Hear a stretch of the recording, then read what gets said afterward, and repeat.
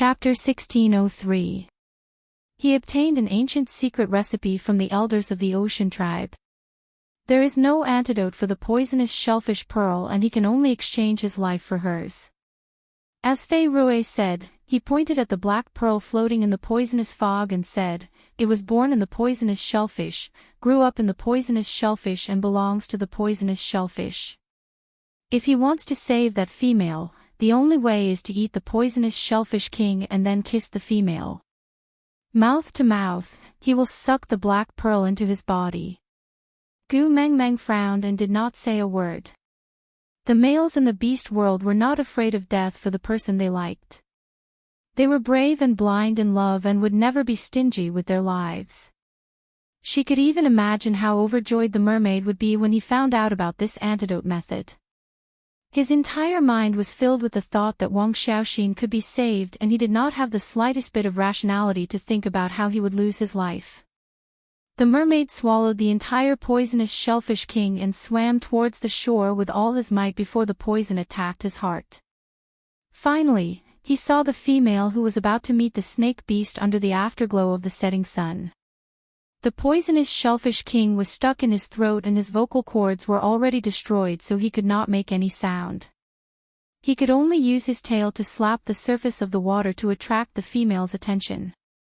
Even though the poison of the poisonous shellfish king made his skin burn in pain, he did not care and just slapped the surface of the water with all his might, splashing countless waves. Finally, he successfully attracted the female's attention. The female ran to the beach and asked him what was wrong. He could not speak and could only hold the female tightly and kiss her lips. At this point, Fei Rui turned around to look at Gu Mengmeng. His eyes shone with a light that seemed like he understood, as if he was longing for it but also as if it was just an ignorant fantasy. He said, "It was said that the scene at that moment was frozen. It was so beautiful that even the waves could not bear to attack their kiss. That was the most peaceful moment in the history of the ocean, without any waves. The setting sun gilded them with the most beautiful glow, just like a pair of gentle hands, gently protecting their first kiss, once in a lifetime, the only kiss." The poisonous pearl in the female's body was sucked into the mermaid's body by the poisonous shellfish king. The two poisons caused the mermaid's skin to start festering. He used the last of his strength to push the female away and told her that she was free and the snake beast could no longer use this pearl to threaten her. As for the mermaids, they threw themselves into the sea, sacrificed their broken bodies to the beast god, and stayed in the sea forever. Gu Mengmeng finally understood that the shell that she had casually touched previously was actually the poisonous shellfish king that was stuck in the mermaid's throat. There are people who are infatuated with love in the world. This hatred has nothing to do with the wind and the moon. Gu Mengmeng lowered her head and murmured softly. She smiled. Our previous beast messenger really has no lack of Casanova. Elvis hugged Gu Mengmeng and kissed the top of her head. You don't lack anyone by your side either. Gu Mengmeng nodded her head. Of course she knew that she did not lack Casanova by her side. Snake, who had died twice for her, wasn't that the greatest love saint? There was also that Grace who tore off her own wings and jumped into the volcano lava for her. Glancing sideways, Gu Mengmeng hugged Elvis and Leah. Both of you, you must accompany me well. Don't try to be a Casanova, understand? Chapter 1604. Fei Rui nodded with a smile, then opened his mouth. This action made Gu Mengmeng break out in cold sweat. She frowned and her eyes widened in shock. She held onto Fei Rui's shoulders tightly with both hands. What did you do? Fei Rui was still smiling. His eyes were as bright as the stars, clearer than the ocean and more flawless than the moonlight. I am the Prince of Bridges, and also a tribesman of Saint Nazaire. Fei Rui smiled as he spoke. But the blood trickling down from the corner of his lips stung Gu Mengmeng's eyes. Fei Rui's bright smile was tainted with a heart-wrenching pain. Moreover, I liked the great messenger the most. I want to protect the deep sea line, and also, the great messenger. Gu Mengmeng shook her head. Tears streamed down her cheeks as she reached for Fei Rui's throat, wanting him to spit out the poisonous shellfish king. But Fei Rui grabbed Gu Mengmeng's hand and left a mark on the back of her hand. Then, he smiled at Gu Mengmeng. Great messenger, don't be sad. My death can protect the entire ocean. It is my honor. After saying that, Fei Rui leaned back and charged into the poisonous mist.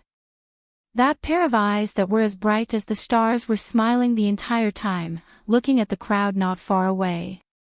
His most precious sister was there. But his brother-in-law was really reliable. He would protect Melinda well, so there was no need to worry, his most important friend was there. But Li's cooking was so delicious, Oritin should be living a blissful life. His most beloved great messenger was there. Oh no, the great messenger was crying. But it was all right. Her partner was so strong and loved her so much. He would definitely be able to coax her. Sorry, great messenger, I didn't want you to cry. But, I still feel very blessed to have all of you send me off on my last journey. Forgive me for my selfishness. I really don't have the courage to complete my last journey alone. Finally, thank you, for listening to my long story. Fei Rui dispersed the poisonous fog. He turned around in front of the kiss of the ocean and swallowed it into his stomach. He could feel that the poisonous pearl was corroding his throat along his chest, slowly moving downwards. Great, it was sucked into the shell by the poisonous shellfish king. Fei Rui heaved a sigh of relief. Then, he slowly closed his eyes. It was as if the Milky Way in the night sky had disappeared. There was not a single star left. Fei Rui. Gu Mengmeng felt a burning sensation in her chest. She screamed at the top of her lungs as if it was tearing her entire chest apart. How could this be? Why would Fei Rui do something so unexpected? Yesterday, he was still acting coquettishly towards her, asking her if he could accept the bracelet Oritin gave him, but today, Melinda stepped forward and held Gu Mengmeng's wrist. Her eyes were red but she tried her best to smile. She said to Gu Mengmeng, "Great messenger, don't cry. Brother has long decided to do this. This is his mission. He is honorable and not tragic. Did you already decide to do this?" Gu Mengmeng looked at Melinda with reddened eyes. Melinda nodded and replied, "Ever since the day the kiss of the ocean reappeared in the deep sea, brother has been preparing for this." "Then why didn't you stop him?" Gu Mengmeng didn't want to blame Melinda because she knew that Melinda would be the most upset about Fei Rui's death. But she couldn't help it. Chapter 1605. I stopped him. Melinda glanced at Gu Mengmeng and then at Elvis. She didn't continue. Gu Mengmeng choked. She narrowed her eyes and asked Melinda, "So, those mermaid males you arranged yesterday?" Melinda nodded and said, "They are the most outstanding mermaids that I chose. They are willing to exchange their entire lives for a kiss from you." Gu Mengmeng really didn't know what to say. Her heart ached for Fei Rui, but other people's lives were also lives. Melinda seemed to know what Gu Mengmeng was thinking about, so she pulled Gu Mengmeng's hand and said, "I know I am very selfish, but if possible, I don't want my brother to sacrifice himself to protect the pearl. So I prepared those." Gu Mengmeng shook her head and said, "I don't blame you." Yes, she had no right to blame Melinda. Didn't she sacrifice Miranda's child to protect her own child? In times of life and death, human nature was always selfish. Gu Mengmeng looked at Melinda's bloodshot face that was still forcing a smile. In the end, she could not bear to scold her and could only sigh heavily. "You should have told me earlier. Maybe I could have stopped Fei Rui." Melinda's eyes were bloodshot. Melinda forced a smile and shook her head. If no one swallowed the poisonous shellfish king to absorb the kiss of the ocean, this pearl would continue to release poisonous fog and attract all the poisonous shellfish in the sea. When its poison dissipates, this black pearl will become an ordinary pearl, and the kiss of the ocean will cease to exist. So, someone must sacrifice himself to absorb the kiss of the ocean back into the poisonous shellfish king. Only then can the poisonous shellfish king continue to nurture it. Only then can the kiss of the ocean still exist when the next messenger of the beast deity arrives 1,000 years later. There was no such thing as a cheat in this world for no reason. Every benefit you obtained was paid for by someone else in silence. But some prices were hidden and you didn't know. And some prices were displayed in front of you in a bloody manner, letting you know what guilt was. Gu Meng Meng clutched at her chest as she looked at Fei Rui, who was curled up into a ball and sleeping like a baby. She watched as his body was slowly corroded by the poisonous fog until it completely disappeared, turning into a puddle of black fog. And in the middle of the fog, there was a small shell that was half a finger long and 2 fingers wide. It opened and closed slightly and the poisonous fog was absorbed bit by bit. Fei Rui didn't even leave a corpse behind. His flesh and blood became nutrients for the poisonous shellfish king to nurture the kiss of the ocean. His flesh and blood became the nutrients for the poisonous shellfish king, Gu Meng Meng, Gu Meng Meng, and Gu Meng Meng. Gu Meng Meng looked at Gu Meng Meng. And the poisonous shellfish kings. Gu Meng Meng felt and felt. The poisonous shellfish king into Gu and Gu Chen Vi. De and Gu Tian Meng Meng and Gu. Gu. Gu. Gu. The shells of the poisonous shellfish broke into pieces and fell off, sinking into the deep sea and disappearing into the endless darkness. Without the protection of the shell, the shellfish flesh slowly turned into a black mist just like Fei Rui and was slowly absorbed by the poisonous shellfish king.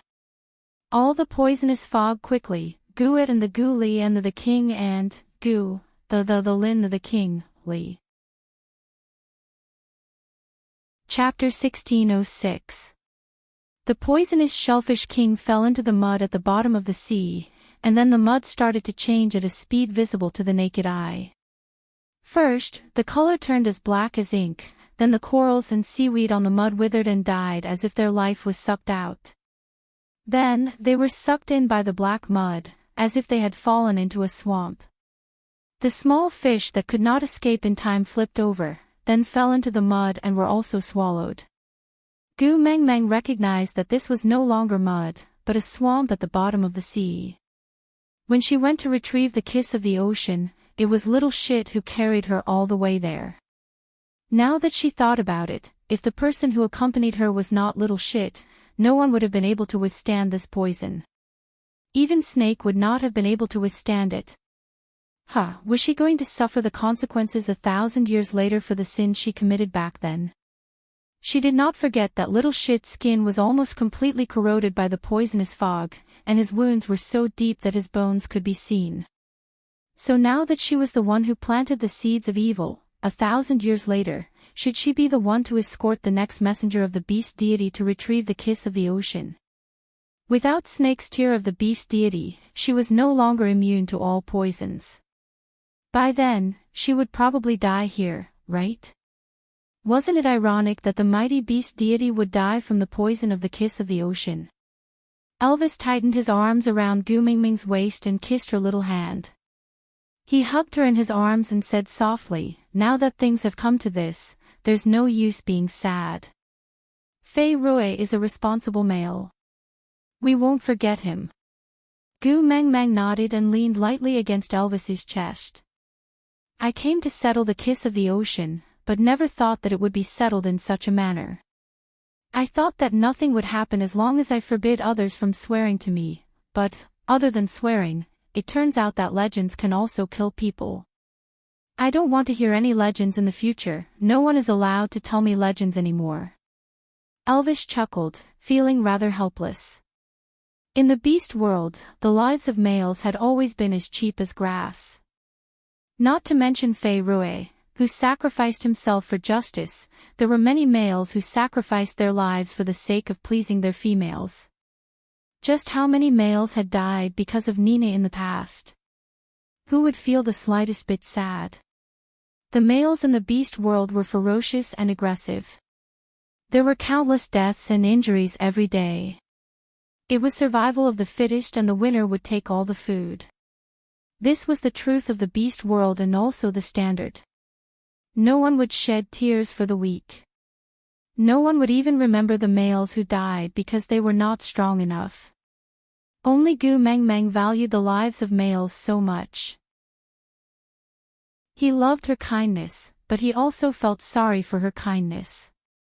Sighing, Elvis patted Gu Mingming's back lightly and said, "All right, the second rule in our family is that no one is allowed to talk about legends. If anyone dares to mention the word legend in front of you in the future, I'll bite them to death, okay?" Gu Meng Meng wanted to laugh, but she could not. She looked at the poisonous shellfish king that had sunk deep into the swamp and the surroundings that looked more and more like the scene she had seen when she was retrieving the kiss of the ocean. She shook her head and said, "Let's go, this place will become very dangerous later." "All right." Elvis did not say anything else and carried Gu Meng Meng in his arms. He gave Carter a look and the group of them turned around and swam towards the huge bubble that Melinda had prepared for Gu Meng Meng. Only Gu Meng Meng and Melinda kept turning back to look at the abyss that had been swallowed by darkness. They knew that there was a clean young man there. He had the clearest eyes and the warmest smile in the world. But from today onwards, he had to guard that pearl alone in the darkness for 1,000 years, aside from the topic. Chapter 1607. Fei Rui's death was a huge blow to Gu Meng Meng. She felt terrible, but didn't know who to blame. She couldn't find an outlet to vent her pent-up frustrations, so she was depressed all day long. At times like this, she started to miss Cole. After Cole's death, Gu Meng Meng thought about it a lot. Putting aside her subjective feelings of love and hate, Cole actually treated her quite well. He shouldered all the dirty things on himself, so that when something like Fei Rui's death happened, she could feel justified in hating him, blaming him and blaming him. As for herself, she had no qualms about it. Cole's personality was indeed twisted, but he also treated her with a twisted kindness. Elvis and Leah didn't want Gu Meng Meng to stay in the deep sea, so they briefed Carter on the tribe's operations, as well as the matters to take note of when protecting the kiss of the ocean, before leaving the deep sea with Gu Meng Meng. Surprisingly, Oriton, who had always been a glutton, didn't pester Leah for food. His face was still expressionless, but solemn. After reaching the shore, Oriton asked Gu Meng Meng, "Are you feeling terrible?" Gu Meng Meng looked at Oriton in confusion. Oriton pursed his lips and added, "It's about little Fei Rui." Gu Meng Meng's eyes dimmed as she nodded. Oriton asked, "Is it the feeling of having a hot stomach?" Gu Meng Meng smiled bitterly and nodded again. Oriton said thoughtfully, "Oh." After a long silence, he spoke again, "So this is how it feels to lose a friend." Gu Meng Meng looked at Oriton in confusion. She wanted to ask him something, but couldn't find the right words to express herself.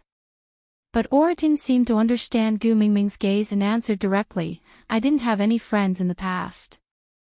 I only started to get closer to others after meeting you guys. You, Elvis and Leah are strong enough, so this is the first time I've lost a friend." Gu Meng Meng patted Oriton's shoulder and said, "Someone once told me that not every separation can prepare you well. It will cause you pain and catch you off guard. So, cherish the people in front of you.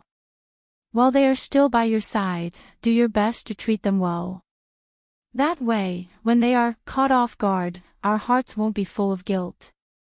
If only I had treated him better at that time. If only I had listened to him seriously at that time. If only I had listened to him seriously at that time. If only I had been tortured to a pulp." Oriton seemed to understand, but not really. He nodded his head and looked back at the deep sea for the first time. He told himself in his heart that from now on, whenever he met someone he cared about, he would spare no effort to treat them well. After leaving the deep sea, Gu Mingming's last stop was Saint Nazaire. When she returned to Saint Nazaire, she saw Barit standing at the entrance of the tribe to welcome her from afar. Barit, whom she had not seen for a long time, had already matured. He was no longer the lone brave young man who blindly obeyed Gu Mingming's orders and helped her escape from Saint Nazaire regardless of the consequences. In the short span of 5 years, he had been polished by the word love that he couldn't say out loud, and he felt a sense of vicissitudes. Other than Barit, Burke and Kanwu had also come to Saint Nazaire. Chapter 1608. The change of the Beast King was such a big matter, it was easy to find out about it. Kanwu was now taller than Gu Mengmeng by a head and a half. If Gu Mengmeng wanted to hug her son, she had to first wave her hands and make her son bend down. This meant that her son had really grown up and was a mature male now. "Mom, why do I have a feeling that you are going to abandon me?" Kanwu walked to Gu Mingming's side and tugged at the corner of her shirt. "Don't tell me you despise me for being a male now that you have a younger sister? Mom, I am your precious son after all. You can't just abandon him just like that, right? I won't fight with my younger sister for your affection." Gu Mengmeng poked Kanwu's head. "What's in your head? You are also a piece of flesh that fell from your mother's body. Back then, I almost sacrificed my life to give birth to you. How can you use such heartless words to mock me today?" "Ha! Mom, I was wrong. Hee hee." Kanwu had always been a straightforward person. Seeing Gu Mengmeng poke him, he did not get angry and just laughed dryly. Gu Mengmeng sighed. "But Kanwu, Mum can't follow you for the rest of your life. Your second brother also has his own things to do. You have to grow up and learn to be independent." Upon hearing that, Kanwu immediately exploded. "Mom, are you still going to abandon me? Then, how about this? Mom, I found you a new lover. He's quite fun. Why don't you?" Before Kanwu could finish his sentence, he was sent flying by Elvis's kick. His face was so black that ink could drip out from it. "New lover." Elvis clenched his teeth and squeezed out word by word. "Do you want to die?" Gu Mengmeng hurriedly stopped Elvis. She patted his chest and said, "Children speak without thinking. They are just children talking nonsense. Why are you throwing a tantrum? Domestic violence isn't right." Leah pulled Gu Mengmeng back from Elvis's arms and hugged her in his arms, not allowing her to stop Elvis. With a fake smile plastered on his face, he glanced at Kanwu who had been sent flying, then looked at Gu Mengmeng and said, "I feel that other than the amazing medical skills in that world, some of the proverbs are also very reasonable. For example, a loving mother produces spoiled children, a filial son is born under the rod, an unpolished jade is worthless, a son who doesn't get spanked is a failure." Gu Mengmeng finally understood that Kanwu's new lover was like poking a hornet's nest. Elvis and Leah were most afraid of this. Sigh, this silly son, why did he only grow taller and not grow a brain? Saying such words in front of these two vinegar buckets was really asking for a good death, just like his father. But, no matter how much he wanted to court death, he was still her biological son. Gu Mengmeng definitely could not watch as her two Beast King fathers bully her second-level son. So he pushed Leah hard. Actually, with her little strength, she could not move Leah at all. But because she did not have the powers of a Beast King, Leah was even more cautious when carrying her. He did not dare to use too much strength and was even more careful than carrying a piece of tofu. He was afraid that she would get hurt. So, with Gu Mingming's push, she really struggled out. Chapter 1609. Elvis sighed helplessly and stood on the spot without moving. He said calmly, "I am the Wolf King." "I know. I am the Wolf Queen, so what? Gu Meng Meng straightened her neck and roared. Leo was laughing so hard that he could not stand up straight. He placed one hand on Elvis's shoulder and pointed at Gu Meng Meng with the other. Have you forgotten? Gu Meng Meng said before, a pregnancy makes you stupid for 3 years. Ha ha ha, we are going to have a hard time these 3 years. Elvis sighed and repeated, Queen, I am the Wolf King. Gu Meng Meng was bewildered by his laughter, but she could not lose her stance. She straightened her neck and repeated, I know. So. Cough. Kanwu climbed up from behind Gu Meng Meng and wrapped his long arms around Gu Meng Meng's waist. Then, he turned her behind him and laughed out loud, Mum, I am an adult male. I will be laughed at if I hide behind a female to avoid a battle. Don't forget, the warriors of the wolf tribe are never afraid of battle or death. Most importantly, you're the only female in our family. Whether it's your 2 crazy partners or us 4 brothers, none of us are cowards who hide behind you when you're in danger. Instead, we're the armor that stands in front of you. You're the one who should be protected, understand? Gu Meng Meng was a little touched by her son's words and her eyes watered instantly. Son, before Gu Meng Meng could say her touched words, Kanwu laughed suddenly and said, Moreover, Mum, you are really a little silly now. Your crazy partner is the Wolf King. If he wants to kill me, he doesn't even need to step on your corpse. He just has to stand there and stare at me and I will definitely die. Waving his fist at me proves that he has no intention of killing me. You suddenly pounced on me and made me so emotional that I am embarrassed, ha ha ha. Gu Meng Meng really wanted to give Kanwu a hard slap, but she clenched her fists and eventually only poked Kanwu's head. She comforted herself by saying, Biological son, you are really my biological son. Kanwu grinned foolishly and hugged Gu Meng Meng's shoulders, saying fawningly, Mum, seriously, why don't you get to know that new lover? Thick brows, good skin, broad shoulders, narrow waist and perky butt. Bang! Before Hu Jinwu could finish his sentence, he fell heavily onto the ground. Just as he said, Elvis did not even move his feet. He just raised his eyebrows and Kanwu was already sprawled on the ground, unable to get up. Mom! Kanwu begged for mercy and howled. Gu Meng Meng glanced at him coldly and said, You can just speak, why are you so touchy? Release my son, now. Elvis took a deep breath and did not let go of Kanwu.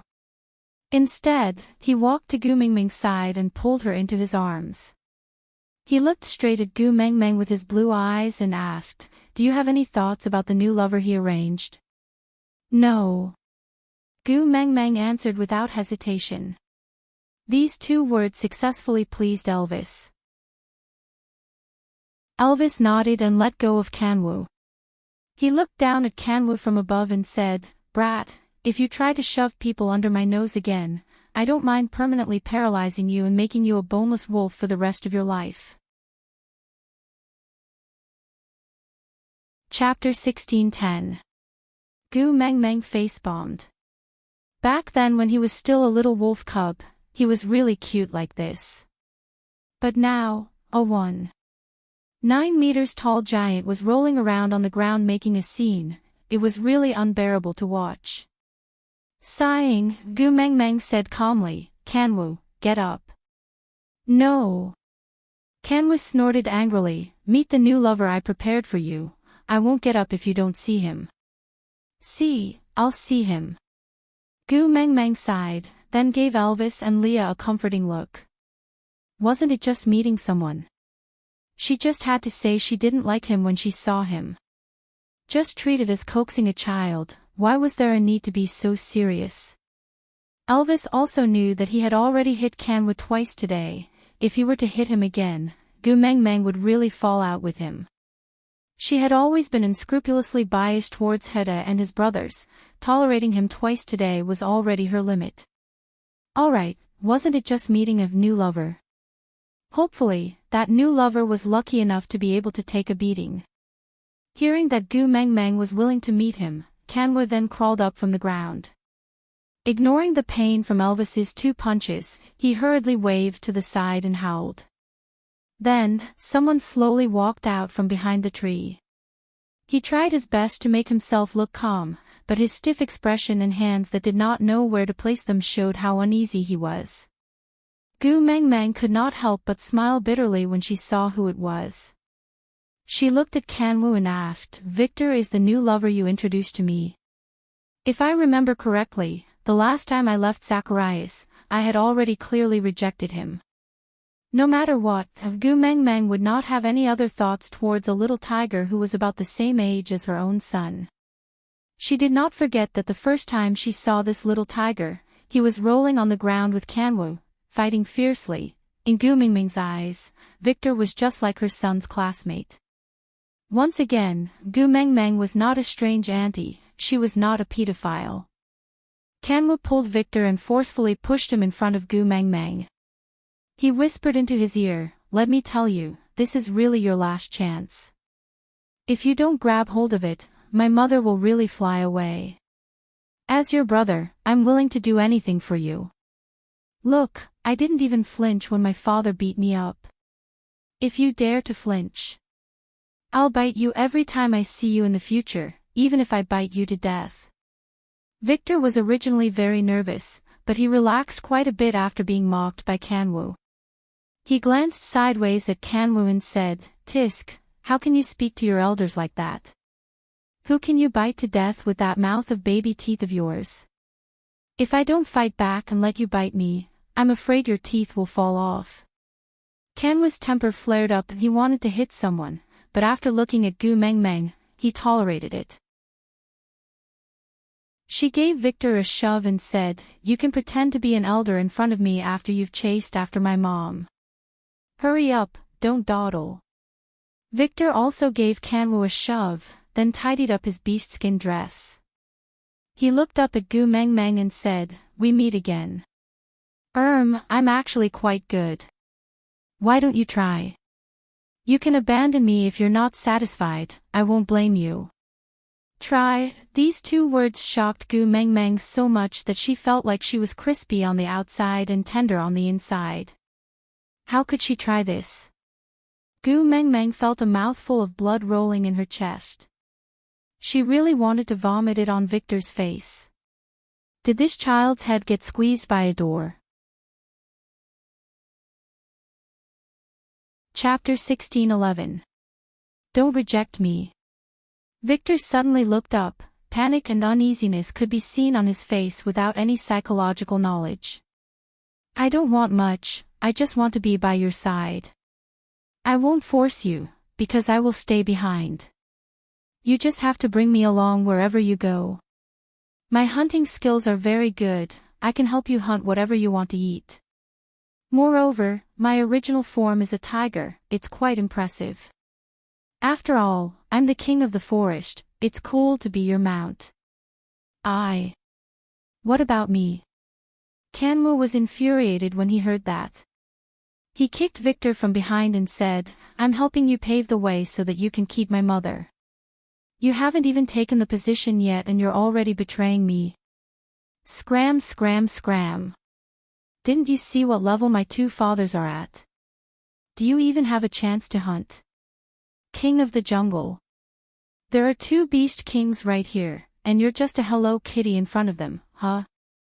I don't need a stepfather who won't help me keep my mother." Humph. Gu Mengmeng watched as Kanwu and Victor fooled around. She was not angry and just felt that it was quite good. She was still worried that Kanwu would be lonely when Qi Xian was no longer by his side. After all, it was very rare to have only one child in the beast world. She was really worried that Kanwu would be alone after she left. But now it seemed that although he and Victor were fooling around, their relationship seemed to be very good. This way, she could rest assured. After Kanwu sent Victor flying with a kick, he leaned forward and stared at Gu Mengmeng. "Mother, this tiger is not good, it's normal that you don't like him. Why don't we change to another one?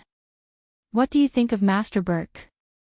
I heard that he has a face that's very similar to the one you like." I reckon that with his capabilities, he would be willing to be a substitute by your side. Why don't you consider him? Gu Mengmeng sighed and patted Kanwa's shoulder. Kanwu, no matter where I am, I will always be your mother. You won't lose me. Kanwa's face darkened. He lowered his head and no longer spoke. Of course, he knew that no matter where Gu Mengmeng went, she would always be his mother. Moreover, he did not grow up sticking by Gu Mengmeng's side every day. He was not a mama's boy who could not survive without his mother. But this time, it was really different. He just felt that if he did not make his mother stay, he might not be able to see her again in this lifetime. This premonition made him very uneasy. He was so uneasy that he wanted his mother to stay no matter what. But, his stubbornness was putting his mother in a difficult position, wasn't it? He shouldn't have mentioned Borg. He knew that his mother was most afraid of owing emotional debts. It wasn't as if his mother didn't know what Burke had done for his mother. It was just that one of them pretended to be mute, and the other pretended to be blind. This was a tacit understanding between the two of them, and he shouldn't be the one to break the ice. Mom, I know. Seeing Kanwa's dejected look, Gu Mingming's heart ached again. She hugged Kanwu in her arms and comforted him. Even if I am not by your side, I still love you. I know that you have good friends by your side and will have a gentle lover in the future, so I am very reassured. You too, you have to know that Elvis and Leah will always be by my side. They will take good care of me, so you don't have to worry, understand? Kanwa nodded, like an eggplant that had been hit by frost. Chapter 16:12. Actually, he was already an adult. When other males transformed into half-orcs, they should have left their parents and started their own family, but he still lived under his parents' protection for 3 to 4 years. It was not that he did not have the ability, it was just that he was like a kite.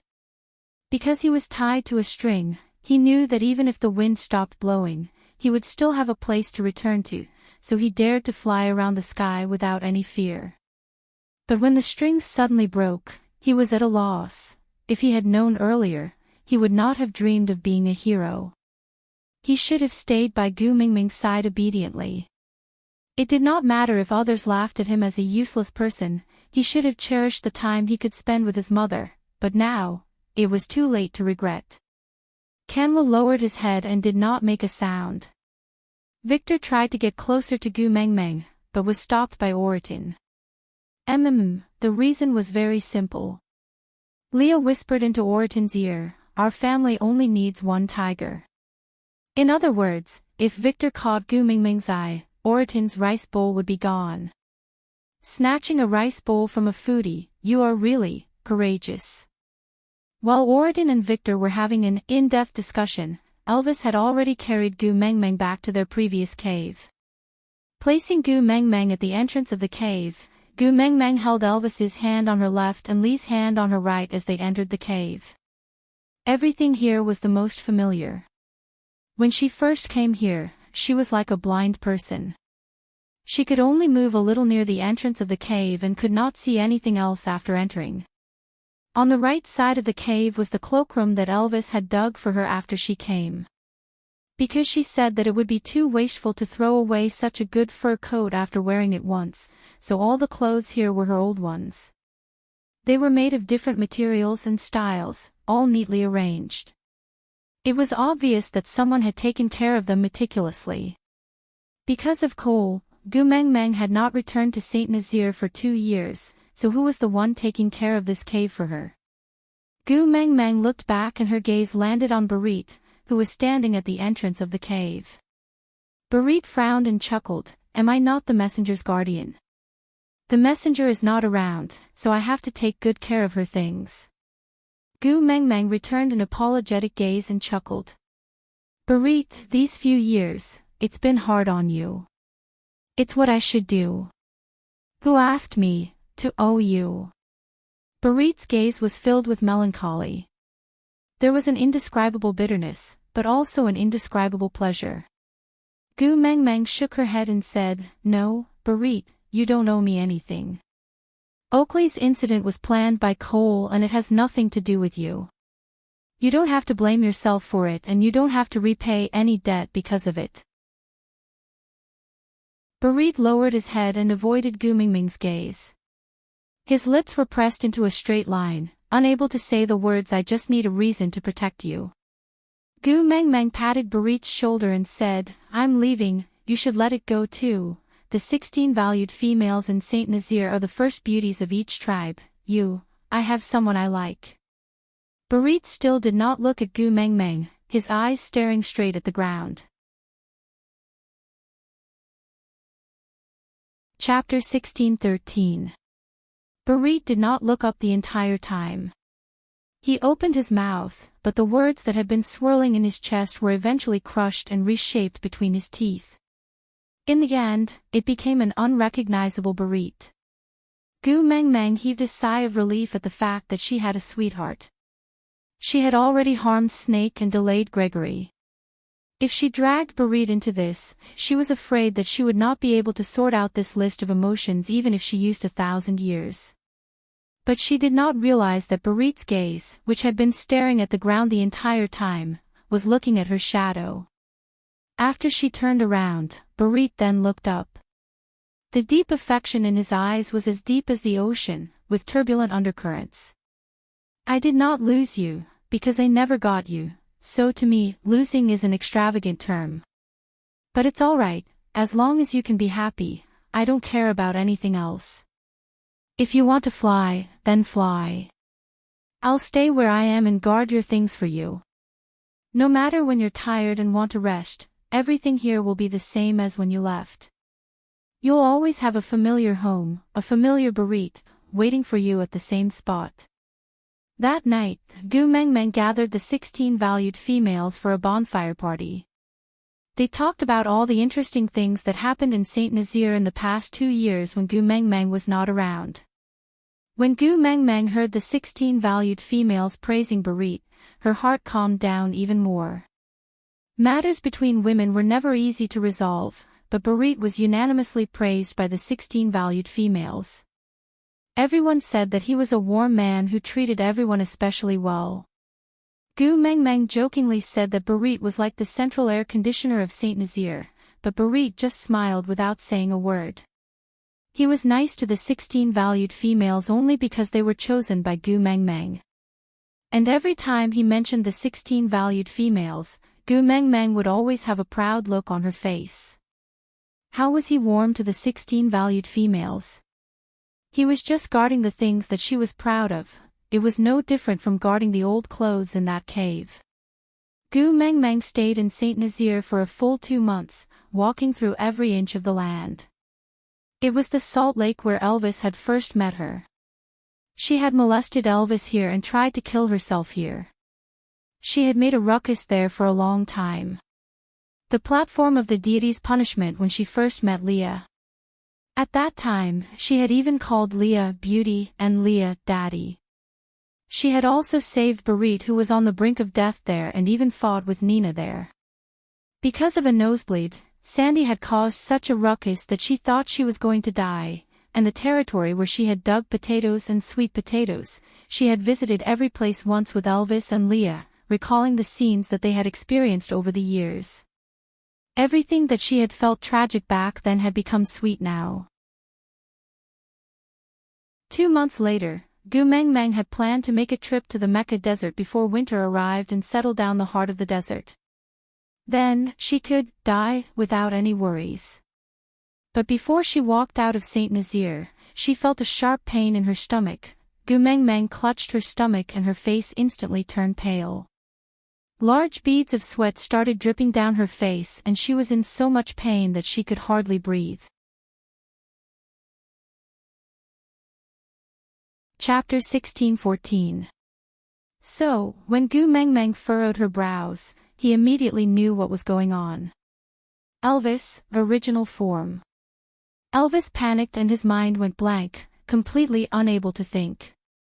He could only rely on their years of tacit understanding to reveal his original form without saying a word when he heard Lee's words. Leah placed Gu Meng Meng on Elvis's back and did not rush Elvis to return to the cave. Instead, he said, "Stand firmly and don't tremble. Once Gu Mingming's first labor pain is over, carry her back to the cave immediately." Elvis did not even dare to nod and only blinked his eyes to show that he understood. He did not forget the pain of childbirth that the beast deity, oh, no, Wang Xiaoxin made him experience in the illusion realm. Whenever he thought of that pain tormenting Gu Meng Meng, Elvis felt as if his heart was being stabbed by knives. If it was possible, he was willing to bear the pain of childbirth 10 times in exchange for Gu Mingming's current suffering. But unfortunately, this was the only thing in this world that he could not do for her. Other than feeling heartache, there was nothing else he could do. "I'm fine. I'm fine." Gu Meng Meng obviously knew what kind of torture her pain was to Elvis and Leah. She tried her best to smile. Even though her hair was instantly drenched in sweat and stuck to her face, she still tried her best to smile. She was afraid that these two fellows would go crazy and say something crazy like they were going to crush the child. Every time she gave birth, she had to fight her husband with all her might. This feeling was really terrible. "Don't talk, conserve your energy and stabilize your breathing." Leah frowned. He was really very conflicted about Gu Mingming's stomach. This was the child he had been looking forward to for 5 years. Even though it was not born yet, it was still a piece of his heart. But this piece of his heart was tormenting Gu Meng Meng so much, he could not deny that he had the urge to personally cut it off. Gu Meng Meng nodded and did as she was told. She adjusted her breathing according to the frequency of Li's raising and lowering hands. The pain gradually lessened and Gu Meng Meng finally revealed a big smile. She said, "It's all right, I can bear it. It's not that painful." Before Gu Meng Meng finished her sentence, Elvis had already shot out like an arrow. Before Gu Meng Meng could scream, Elvis had already placed her on the beast skin bed in the cave. Gu Meng Meng did not know if she should say it out loud.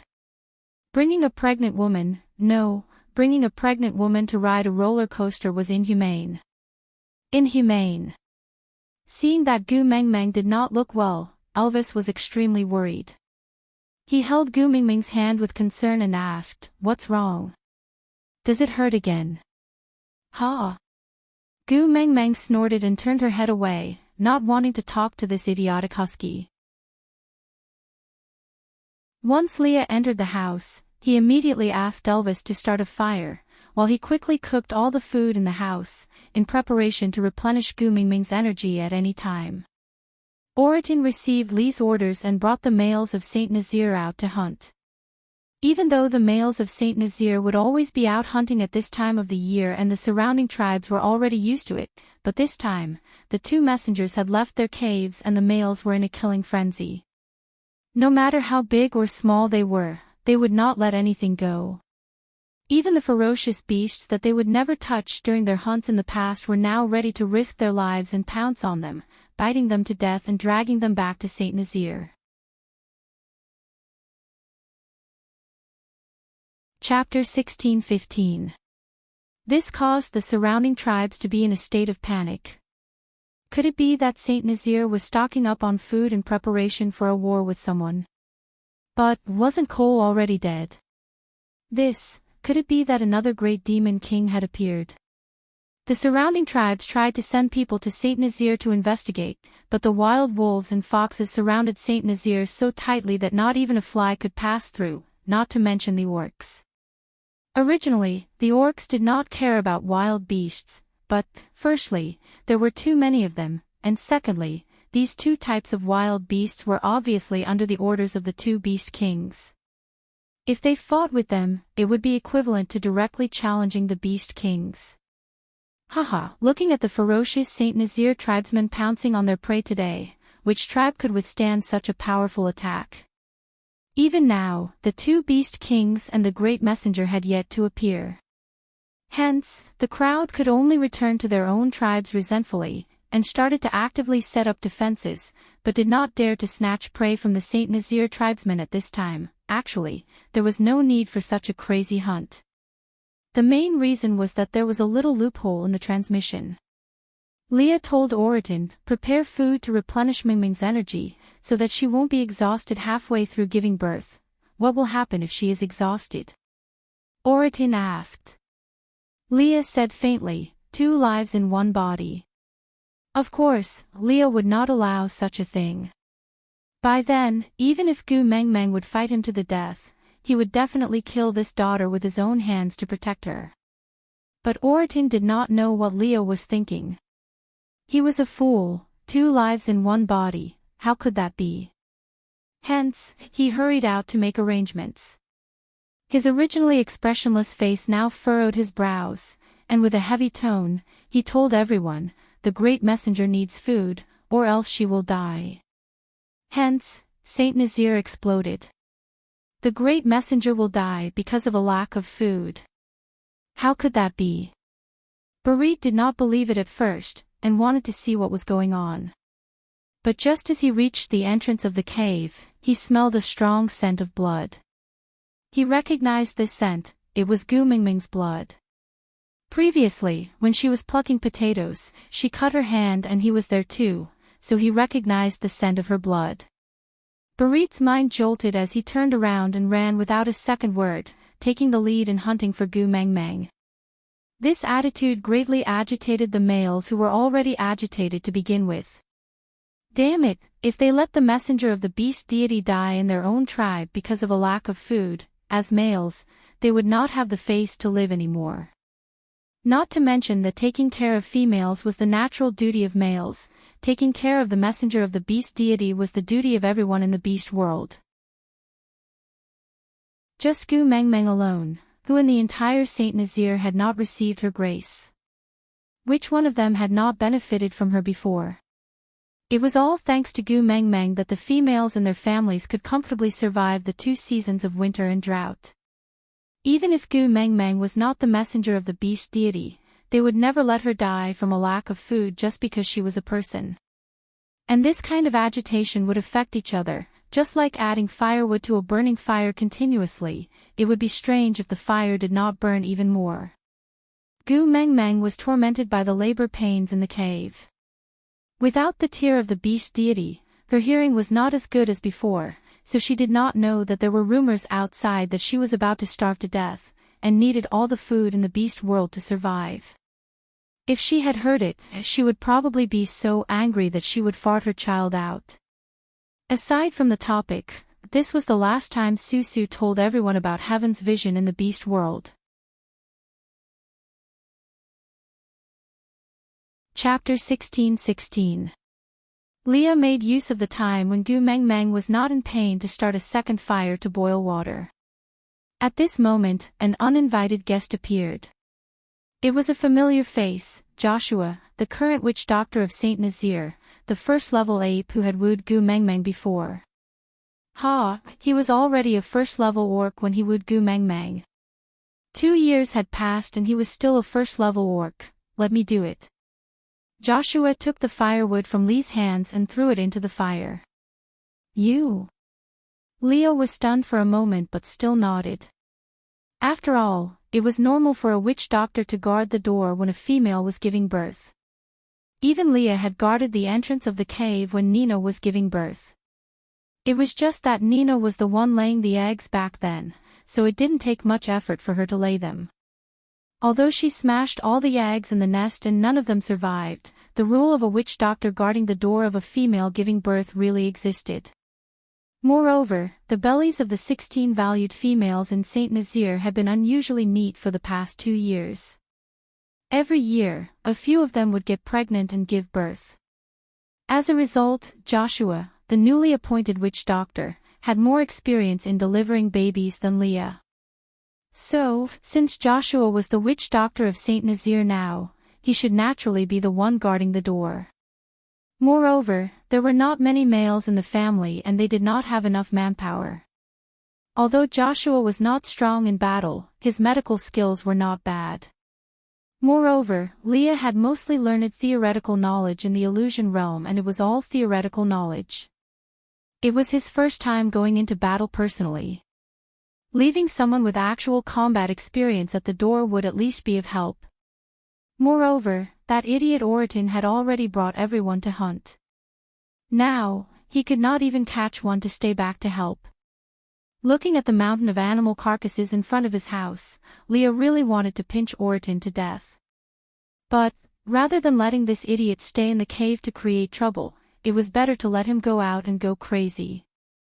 Anyway, winter was coming and these prey would not go to waste. After Gu Meng Meng gave birth, he would arrange for these prey to be distributed to the 16 valued females to tide over the winter. Anyway, as long as that glutton Oriton did not come back at this time to create trouble and harm Gu Meng Meng, Leah did not care about anything else. With Joshua in charge of boiling pots of water at the entrance, Leah had the time to accompany Gu Meng Meng in the cave. Her labor pains were getting more intense. Based on the childbirth knowledge he learned in the illusion realm, Leah knew that it was not long before Gu Meng Meng gave birth. Gu Meng Meng, who had experienced childbirth once, knew that her precious daughter could not wait to see her. Gu Meng Meng knew that her baby daughter could not wait to see her. It was just that Gu Meng Meng had never thought that foxes were so much bigger than wolves.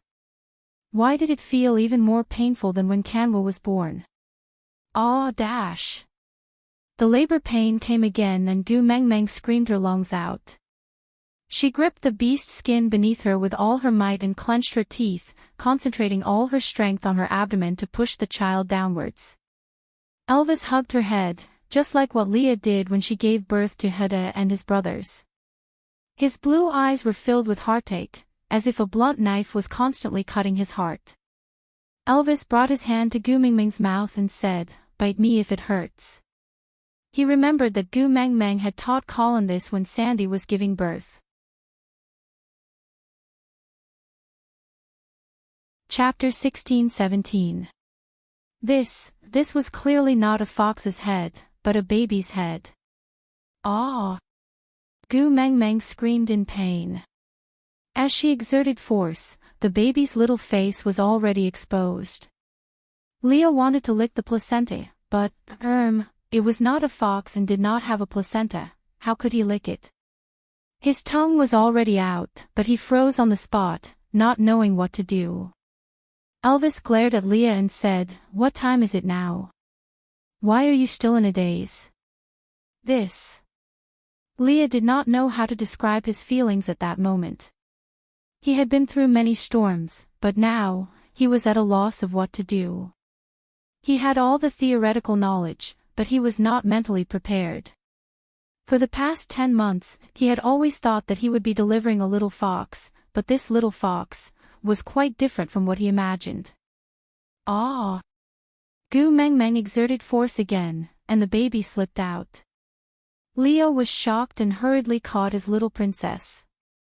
His eyes brimmed with tears as he looked at Gu Meng Meng, who was gasping for air like a fish out of water. He choked with sobs and said, "Meng Meng, it's been hard on you, thank you. I love you. Don't talk nonsense." Gu Meng Meng said weakly, "Bite off the umbilical cord, tie a knot, then carry her for me to see." Yeah. Leah did as he was told, using warm water to wash the child clean before wrapping her up in a soft beast skin and placing her beside Gu Meng Meng. He kissed her face and said, "This is the first time I've seen a newborn that is a complete female, and this most special child is our daughter."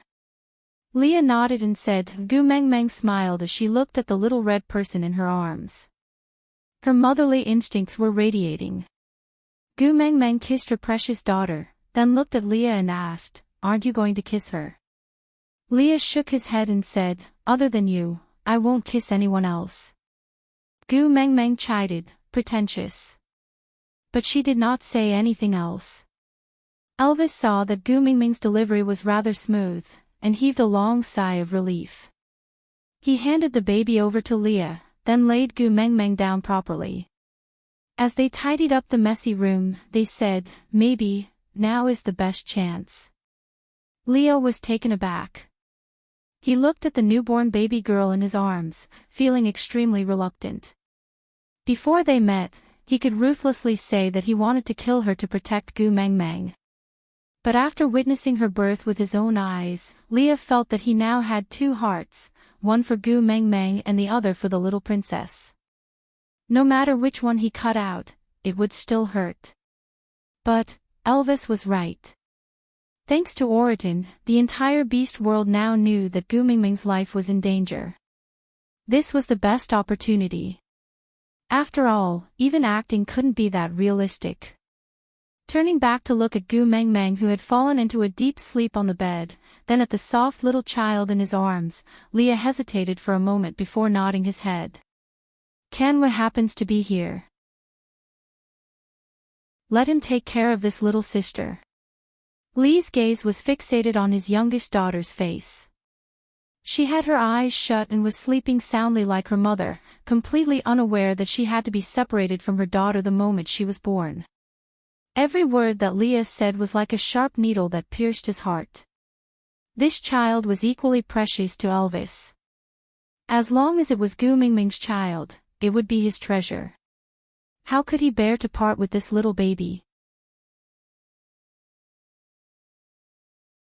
Chapter 16-18. Leah thought for a moment and nodded. Then let's discuss it with Gu Mang when she wakes up. Elvis didn't say anything else and just continued to pack up the things in the room. Giving birth consumed a large amount of Gu Mingming's energy. Without the protection of the tear of the beast deity, Gu Mingming's body was extremely weak. After sleeping for a full day and night, Gu Mengmeng slowly opened her eyes. And this one day and one night was known as unconsciousness in the beast world. Elvis and Leah discussed their plan with Gu Mengmeng. Gu Mengmeng couldn't bear to part with her newborn daughter, but she also knew that this was the best opportunity. If she didn't make use of it, it would be extremely difficult for her to escape in the future. So, the next day, Gu Mengmeng sat at the entrance of the cave with Elvis carrying her while her face was pale and weak. Strangely, there was no wind within a kilometer radius around Gu Mengmeng. Obviously, this was Gregory's protection. Gu Mengmeng called Kanwo over and handed her daughter to him. She instructed him to bring her to the Snake King Valley and hand her over to Qi Xian. Kanwo looked at his mother's weak state and his eyes turned red. He clenched his teeth and couldn't say a word. In the end, he just nodded his head cautiously. Gu Mingming's heart was filled with guilt. She made up her mind to explain everything to her son after the act. A mother faking her own death to deceive her son. Haha, there shouldn't be a mother more mischievous than her in this world. But she had no choice now. The more sorrowful Kanwo acted, the more real the news of Gu Mingming's death would be. Anyway, it was difficult for females to give birth. Many females had died giving birth to females, so the credibility was not low in the first place. Coupled with Oriton's hard work, no one would suspect that Gu Mengmeng had a difficult birth. In front of everyone, Gu Mingming's hands dropped and she acted out the beauty fades. It was a beautiful death. Elvis and Leah released their Beast King aura at the same time and pretended to lose control. They did not do it for any other reason than to prevent others from coming forward to cry. As long as they neared, they would realize that Gu Mingming's tightly shut eyelids were trembling and her eyeballs were rolling non-stop. Then, all their efforts would be wasted. After pressing everyone onto the ground, Gu Mengmeng hurriedly carried her little daughter in her arms, while Elvis carried Kanwo and Oriton on his shoulders. Leah carried Gu Mengmeng and her mother and quietly left the tribe that the two of them had created. Gu Mengmeng stood at the entrance of St. Nazaire and could not help but look back. This was the hard work of Elvis and Leah, and also the tribe that she had been working hard to protect for the past 5 years. This place contained too many memories between them. There were joys and sorrows. Those small matters that did not matter in the past had now become precious memories. It was as if they weighed 1,000 pounds, causing Gu Mengmeng to be unable to move her feet. What's wrong? Elvis sensed the sadness on her face and asked with heartache. Gu Mengmeng looked up and met Elvis's blue eyes. Her voice was a little choked up as she said, "Hubby, are we going to have no home from today onwards? In these 5 years, Gu Mengmeng had stayed in many places, be it the cave at the Snake King Valley or Sauter's stone castle. But only this cave at Saint Nazaire could be called home by her. Chapter 16:19. But it was different this time, she was really going to leave. A person who was already dead probably wouldn't be able to come back. Elvis rubbed Gu Mingming's little head, he was already used to her melancholy. He kissed her face and said gently, "Wherever you are, that's where our home is. Don't be sad, Leah and I will always accompany you." Gu Mengmeng was taken aback for a moment, then she smiled and nodded. Yeah, the cave was not her home, only being with Elvis and Leah was the feeling of home. If not for the two of them, what was the point of her guarding the cave? Although those memories of the past were precious, they would not disappear just because she left Saint Nazaire.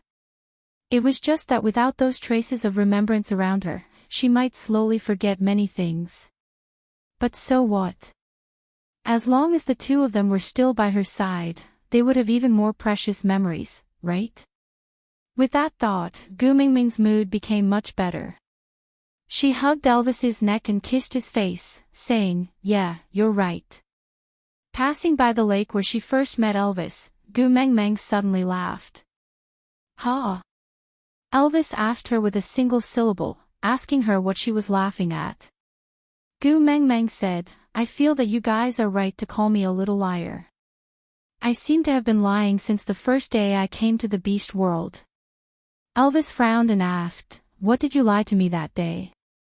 Gu Mengmeng sniffled and smiled, "I said that I would not take responsibility, but look at me now." Gu Mengmeng tugged at her collar and said, "Not only did I get a partner, I even gave birth to a son for you. TSK. What happened to the prodigal image of only flirting and not taking responsibility?"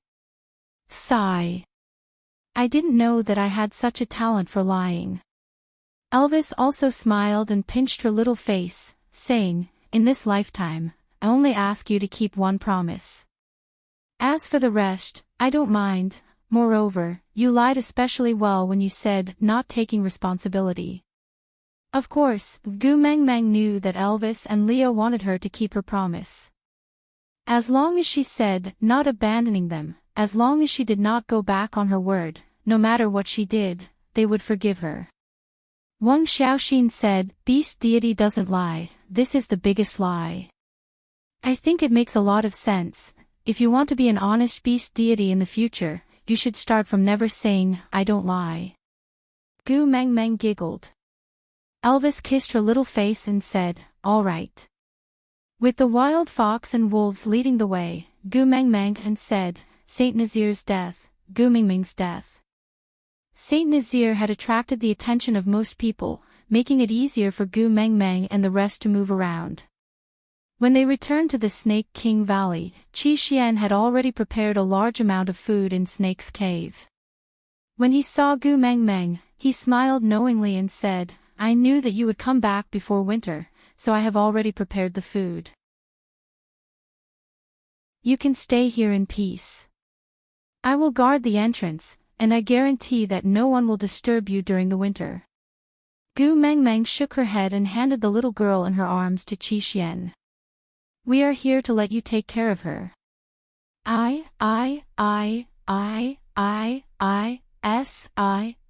To say, to.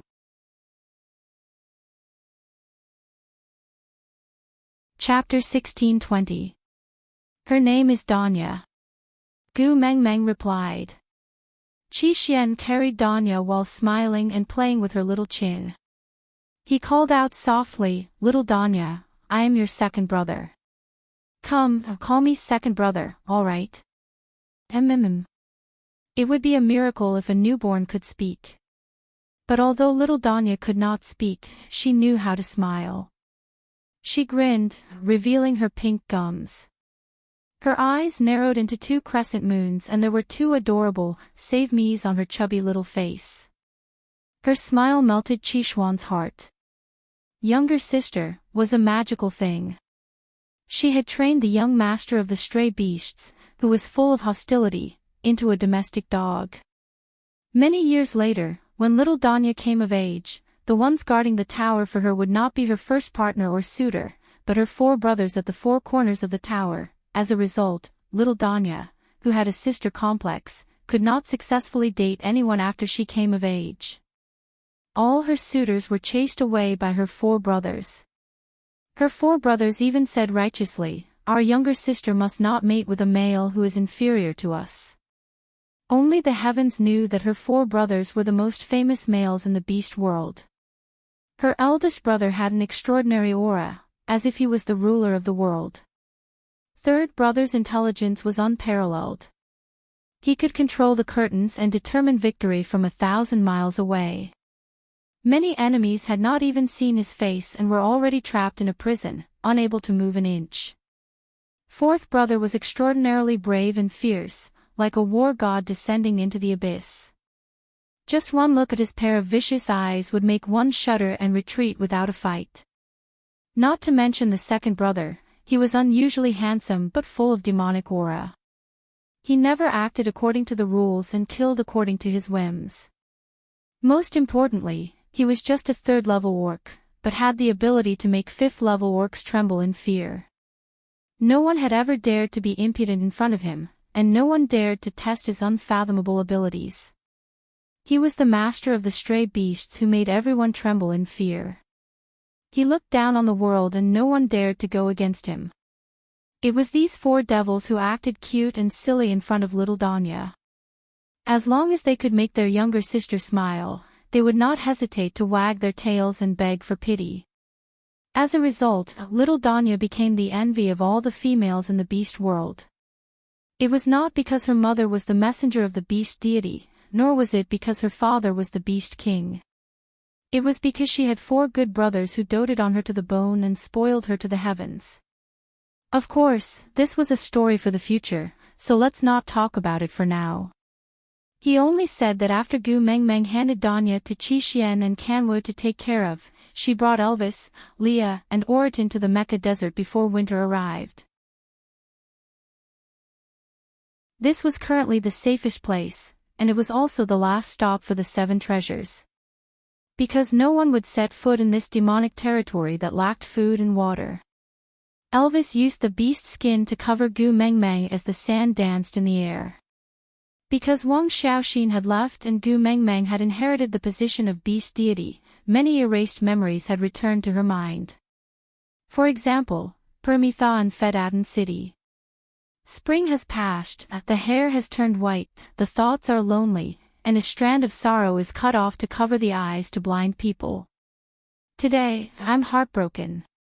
Today, we're on different sides. There's no hope for us to meet again in this life.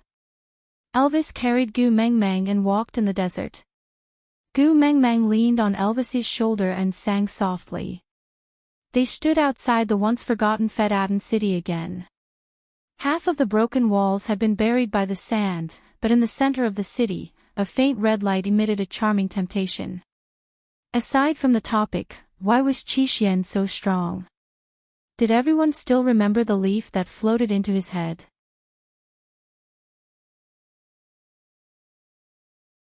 Chapter 1621. Gu Mengmeng followed the light and indeed saw the blossoming red spider lily.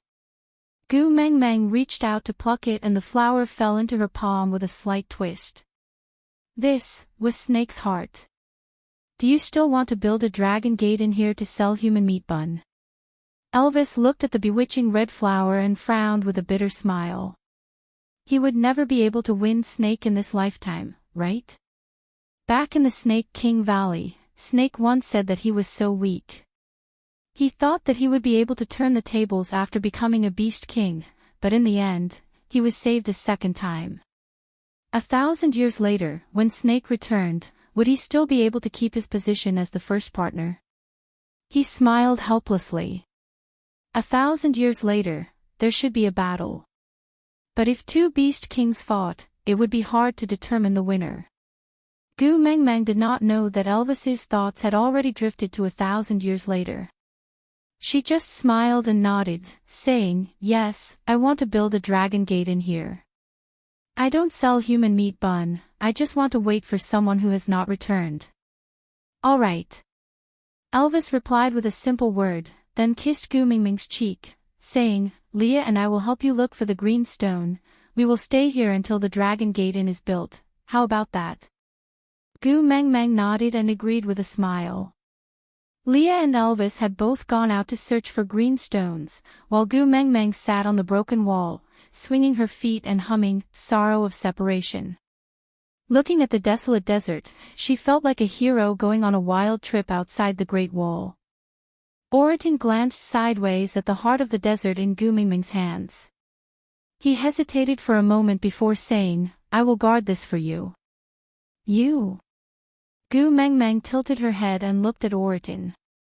Oriton nodded and said, Leah told me before that I am the most suitable person to guard it. That's why Leah brought me along. Gu Mengmeng looked at Oriton in confusion. Oriton habitually put on a poker face, but his gaze was exceptionally sincere. He said, I was born in the Mecca Desert and am the only orc that is suitable to live here. If I am not here to guard it, then no one can do this for you. After all, I'm also your guardian beast. It's only right for me to guard something for you. Besides, it was good for me. I didn't have to mate to break through level 3 and I might even reach demigod level like Higgin. An immortal body, how tempting was that? Anne. Leah said that as long as I am willing to help you guard the heart of the desert, he will let Qixuan arrange for stray beasts to deliver food to me. After saying so much, the last sentence should be the main point. Gu Mengmeng did not know whether to laugh or cry. She looked at Oriton and said, Have you thought it through? It's very lonely to live here alone. Oriton let out a cold laugh from his throat, but his expression did not change at all as he said, Before I met you, not only was I alone, but I was also pushed out wherever I went. Later, when I became stronger, I started to be harassed endlessly. To me, it was a wonderful thing to be alone and not be disturbed. Besides, I don't want to lose any more friends.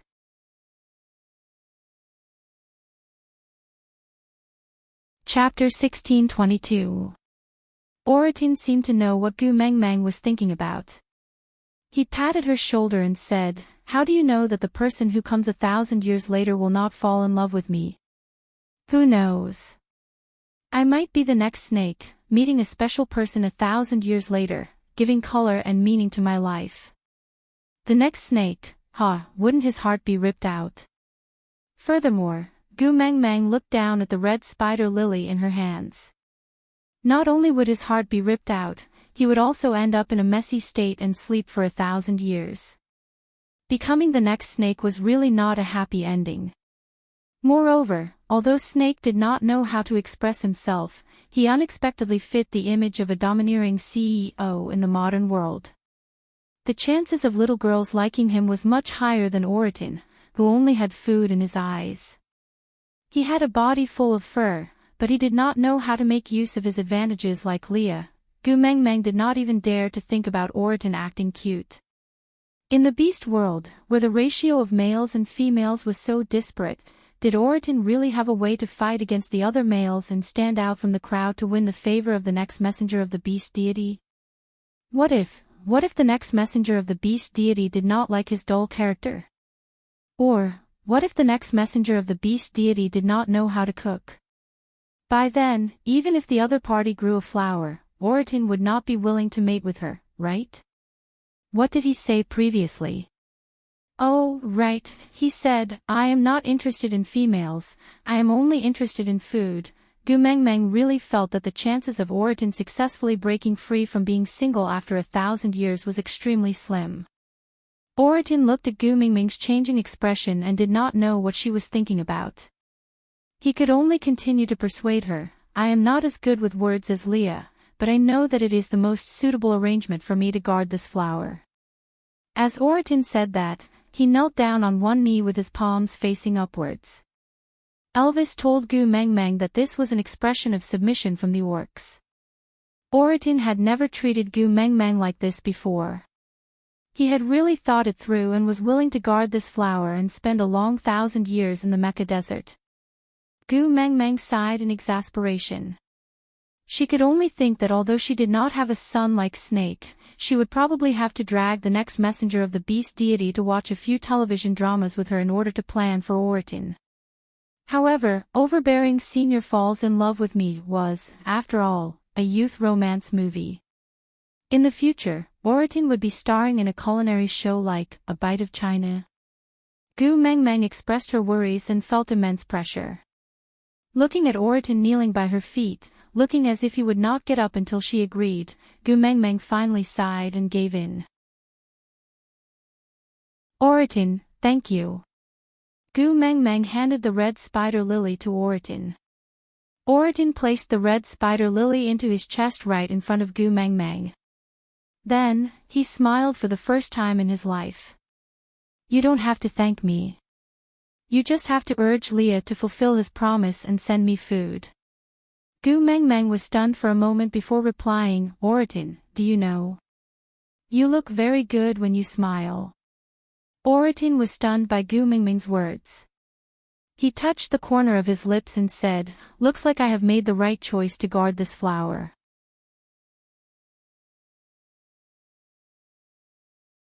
Chapter 1623. Gu Mengmeng tore off a piece of beast skin, wrote the word wine on it and hung it on the door.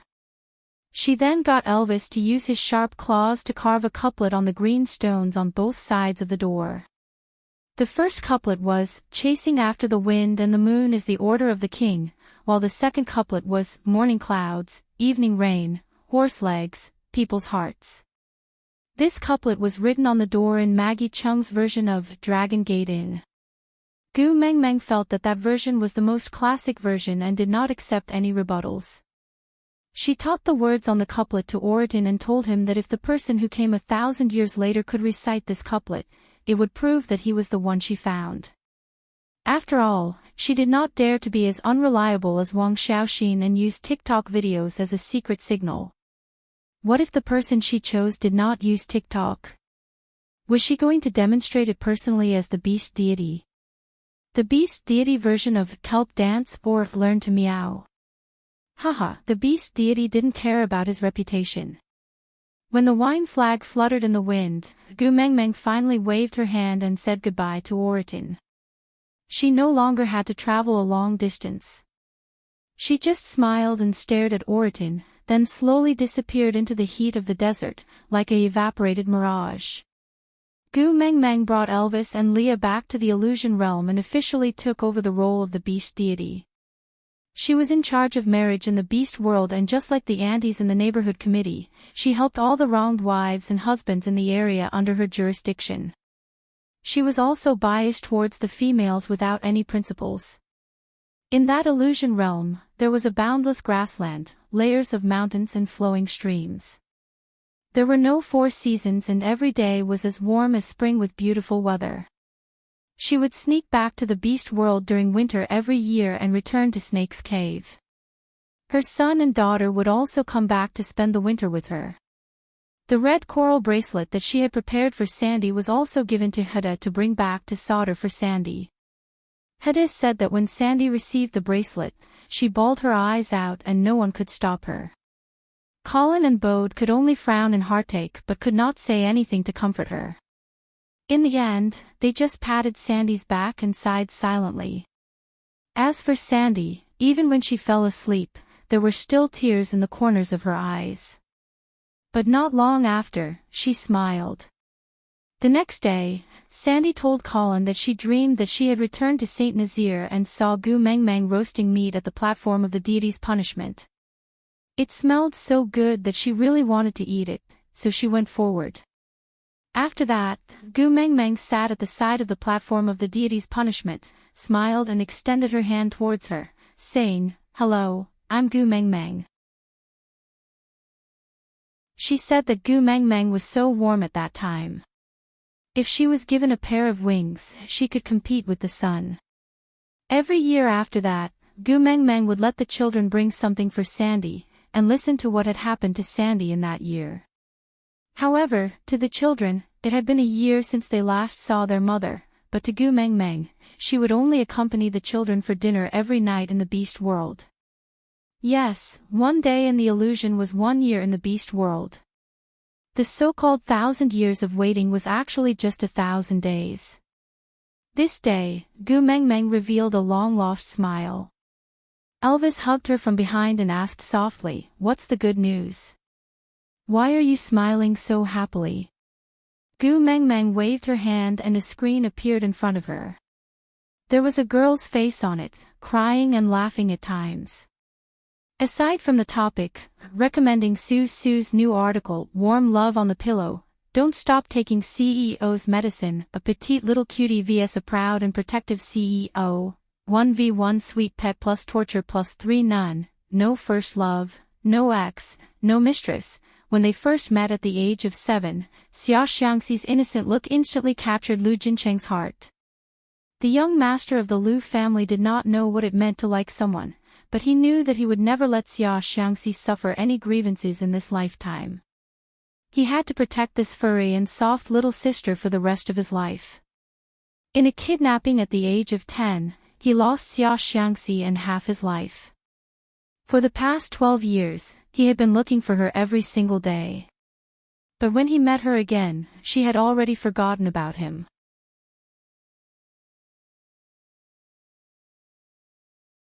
Chapter 1624. She is. Leah also came over and looked at this unfamiliar face in confusion. Gu Meng Meng answered mysteriously, the next messenger of the beast deity.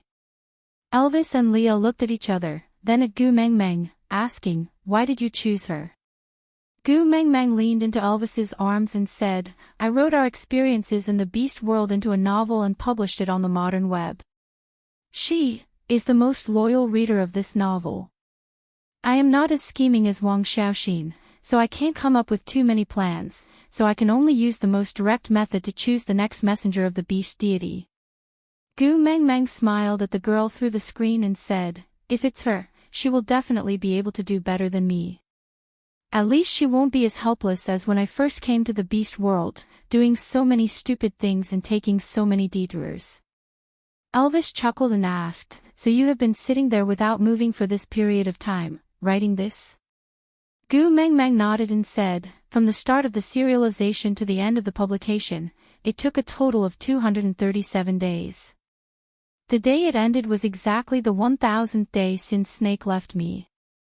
Leah swayed his tail and asked with a smile, "Are you sure that this weak-looking girl can really help you gather the 7 treasures?" Gu Meng Meng nodded seriously and said, "I believe that if it's her, she will definitely be able to do it. Moreover, don't we still have to help her?" Elvis kissed Gu Meng Meng's forehead and said, "I will always listen to Xiao Meng. Whatever you say, it will be." Gu Meng Meng nodded and then said to the girl through the screen, "Hi, my messenger of the beast deity. When you come to the beast world, don't panic, the orcs here are mostly simple and kind, they will not hurt you. Snake and Grace are really important to me, so please help me bring them back. If you need a capable assistant, I recommend Oriton in the Mecca Desert.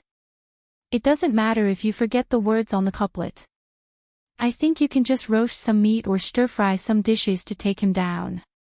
The one guarding the entrance of the Snake King Valley is my son, Qi Xian. When he was young, he suffered a lot, but it was also because of this that he obtained an opportunity. The kiss of the ocean and the soul of the forest both remain in his body, and he is the only one of my 4 sons who is still alive. If you are stopped by him at the entrance of the Snake King Valley, I suggest that you shout, 'Mother is the best in this world,' 3 times. This is the secret signal that I have agreed upon with him. As long as you shout this, he will know that you are my man and won't make things difficult for you. The love of the sky is being guarded by the vulture race. Let me tell you a secret, the current vulture emissary is also a very handsome and abstinent Prince Charming. Every year during the dry season in Moda Mountains, there would be half a day when the wind would stop blowing. At that time, he would go down the mountain to patrol. You just had to stand by the stream and sing, just happened to meet you, and he would bring you up the Moda Mountains. Because that song is the engagement song between me, the previous messenger of the beast deity, and the guardian god of Moda Mountains. In the beast world, no one knows how to sing it. As for the kiss of the ocean, who knows how many generations of Melinda's descendants are guarding it. The bad news is that the deep sea has not been peaceful these few years and the conflicts between the races are rather chaotic. But the good news is that they have all inherited Melinda's and Carter's beauty and abilities. Each generation is more enchanting than the previous, so beautiful that no words can describe them. Anyway, as a beast deity who already has a partner and does not intend to harm young children, I will not go to the deep sea anymore. I am really afraid that I will not be able to control myself from spoiling other people's little fry. So, I will leave all these handsome men to you, my dear messenger of the beast deity. Just like what Wang Xiaoxin said, my story ends here. Everything in the future is waiting for you to write. I will wait for you in the beast world, see you there, never leave. Aside from the topic, warm love on the pillow, don't stop your medicine, Mr. CEO, Lu Jincheng, Xia Xiangxi, let me tell you, to be my woman, you must have a pure heart. Xia Xiangxi, speak normally. Lu Jincheng, it's very simple. First, you must know how to find trouble for me to solve, and not let me feel bored. Secondly, you must have a rich material life, and not let the money I earn be left in the bank to grow worms. Thirdly, if there are other women who have ill intentions towards me, you must stop them and protect your man's chastity by hook or by crook. Fourthly, the most important point is that you can only have me in your heart, you are not allowed to like other men. Many years later, Lu Jincheng, I heard it all, you said you love other men. Xia Xiangxi rolled her eyes and asked, is the other man called Lu Nangua?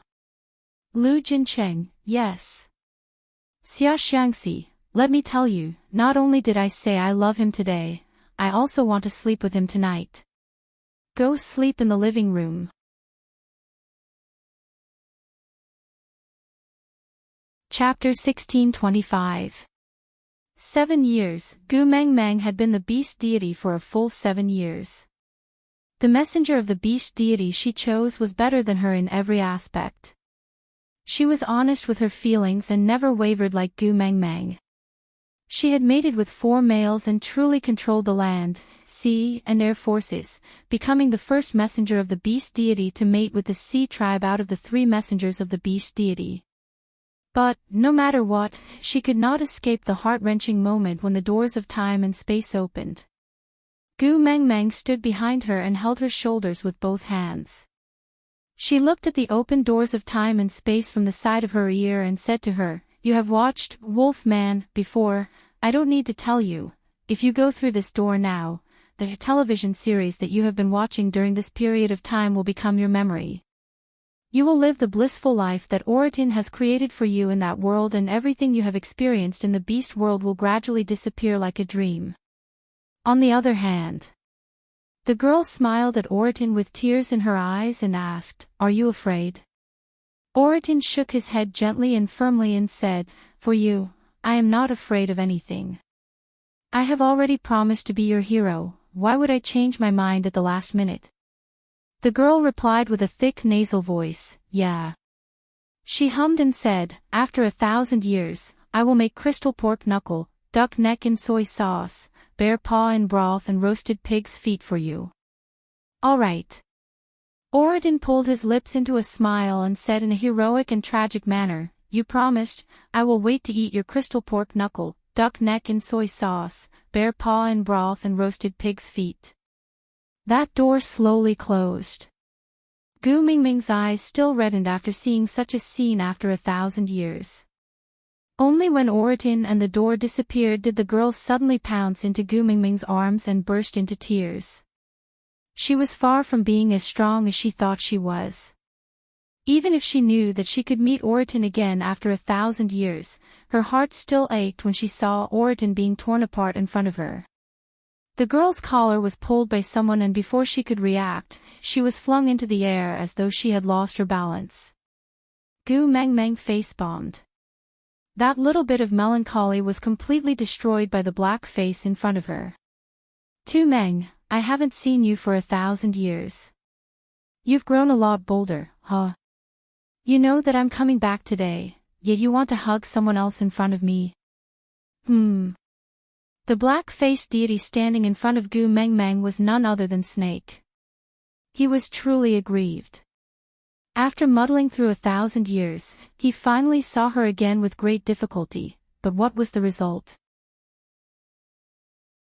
Not only did she not come up to him to give him a hug and say a few soft words to tell him how much she missed him, she even hugged that dirty female with tears and snot all over her face. Did he really think he was dead? If it was in the past, Gu Mengmeng might have argued with Snake, but now, she did not want to go against him at all. He had suffered enough, she did not want him to suffer any more. Pouncing into Snake's arms, Gu Mengmeng rubbed her little face against his chest, feeling his ice-cold body temperature. This touch, which used to terrify her, now made her feel blissful. Ah, Kuan, welcome back. I missed you so much.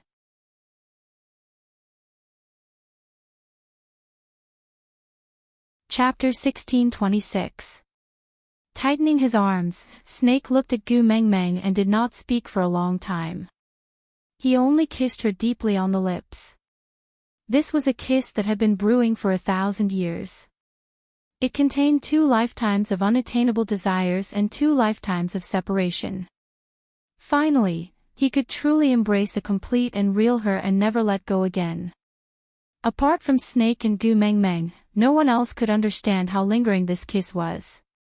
Others could only see them hugging and kissing, with smiles on the corners of their lips and sparkles of happiness in their eyes. Any description seemed so pale and shallow in front of this kiss, not even worth mentioning. The kiss that was filled with love and lust lasted for a long time. It was so long that it was enough to express the yearning of 1,000 years. Snake then reluctantly let go of her. The corners of his lips curled up as he smiled. Tu Meng, I am back. For the past 1,000 years, he had so many things he wanted to say to her. But when he looked at her, he could not utter a single word. In that dream realm, he learned many sweet nothings, but none of them were enough to express his feelings for Gu Mengmeng. Gu Mengmeng wrapped her arms around Snake's waist and nodded. This time, you are not allowed to leave me again. All right. Snake lowered his head and planted a kiss on Gu Mengmeng's forehead. It was a vow. From today onwards, he would only reply to her requests with one word, all right. Snake held Gu Mengmeng's hand and took out a ring from somewhere. He then firmly put it on the ring finger of Gu Mengmeng's left hand. Looking at the ring with a diamond on it, Snake's gaze was filled with tenderness. His right hand circled around Gu Mengmeng's shoulder and opened his palm in front of her. There was a male snake ring with a piece missing. He said, people say that husband and wife are of one heart, but the heart is not as important as the gallbladder for a snake. So, I am giving my gallbladder to you. If you are alive, I will live. If you are dead, I will die. Gu Mengmeng tiptoed and kissed Snake's lips. It was not romantic and even carried a tinge of punishment. Biting the corner of his lips, she then put down her heel. Seeing you die twice for me, I am still traumatized by your death. You are not allowed to mention anything about life or death in the future. Otherwise, I will cry for you. Yes, cry for you to see. Tears was Gu Mengmeng's killer move. Although she rarely used it, it was very powerful and there was not a single male in the family who was not afraid of it. But, he was Snake. Frowning, Snake pinched Gu Mengmeng's little face, squeezing her mouth into a fish's mouth. Threatening me? If you dare to cry, I'll kill that little wolf. Gu Mengmeng really wanted to say, Elvis is also a beast king now, you probably won't be able to kill him, but she was afraid that if she said that, Snake would really go all out to fight Elvis. Sigh, domestic violence is not desirable. Question, the men in my family are too hot-tempered. Their strength is at the peak. If they can fight, they will never quarrel. As a weak little woman, I feel a little sad. What should I do? It's urgent, I'm waiting online. Looking up, Gu Mingming's words lingered in her stomach for a few rounds before finally becoming a soft sentence. You're not allowed to bully me. K.O. Snake's HP bar was empty. It was as if an arrow had pierced through his ribs and pierced right into his chest.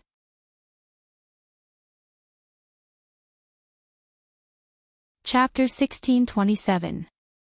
Gu Mengmeng knew that it was useless to use force on Snake, so she could only use the soft approach. He would fall for it. Seeing how Snake wanted to save face but could not do anything to her, Gu Mingming's mood soared. She tiptoed and kissed Snake's chin again, before giggling. Snake's face brightened because of Gu Mingming's fawning, so he turned to the side and said, I brought your guardian beast back too. Gu Mingming's body stiffened and the smile on her face froze instantly. Her big eyes quickly became misty and she wiped her eyes with the back of her hand before she dared to turn her head to look at the direction Snake was pointing at. Gregory. Gu Mengmeng choked and called out his name. Gregory smiled gently and stood on the spot without moving closer. He just looked at Gu Mengmeng affectionately and said, I promised you that I would come back and I did it. Gu Mengmeng wanted to hug Gregory but her waist was still in Snake's hands and she did not dare to be rash. So she sneaked a glance at Snake. Snake's expression did not look too good but he did not flare up. He just said coldly, he protected my real body for 1,000 years before I could come back to see you safely. Although it was aggrieved, I still owe him so I brought him back. But I am warning you, do not have any thoughts that you should not have. If I find out. Snake did not finish his sentence and just narrowed his eyes, emitting a dangerous aura from his entire body. Before she could explain herself, Gregory beat her to it and said, I'm just a guardian beast, I'm not greedy enough to want more, so you don't have to be so nervous, I can't snatch away your love. Gu Mengmeng shrunk her neck timidly and wanted to explain herself. Snake snorted in disdain and said, snatch away my love. What a big tone you have, but don't worry, I will not allow such a thing to happen. If you had mated with Tu Meng before me or if your mark is closer to her heart than mine, I will definitely let you die 100 times worse than what you did 1,000 years ago. Gu Mengmeng could not keep up with his pace. She looked at Snake, then at Gregory and then at Snake again in a daze. So, what Snake meant by shouldn't have thoughts was to let Gregory take over before him. She thought he would say that all males other than him were wild men and that she was not allowed to touch them anymore. What are you looking at? Snake looked down at Gu Mengmeng and asked. Gu Mengmeng laughed dryly and said, nothing much, I just feel that your temper is much better than before. Snake hugged Gu Mengmeng lightly and said, I have wasted 2 lifetimes to exchange for this person, how can I not treasure her? As long as you're doing well, I'm fine. With that, Snake pushed Gu Mengmeng lightly, sending her into Gregory's arms. Gregory opened his arms wide and stood at the same spot without moving at all.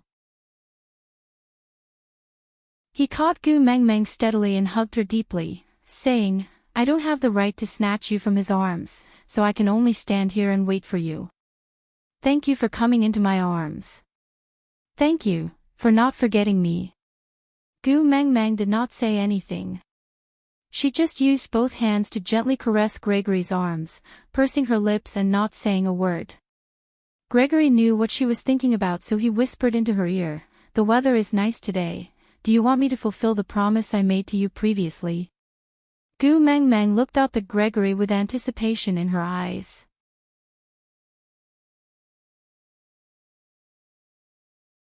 Chapter 1628. Gregory transformed into a half-orc and let Gu Mengmeng lie on his back. He moved his shoulder blades slightly as a warm-up before spreading his wings and soaring into the sky with Gu Mengmeng on his back. He had not flown for 1,000 years but his bird-like nature made him never forget how to soar. Gu Mengmeng cheered excitedly on Gregory's back. This was not the first time she was being carried by Gregory. She even had a pair of wings for a short period of time and had flown a few times herself. But this time, it was the most blissful experience she had ever had. A gust of wind blew past her face, making Gu Mingming's eyes dry up.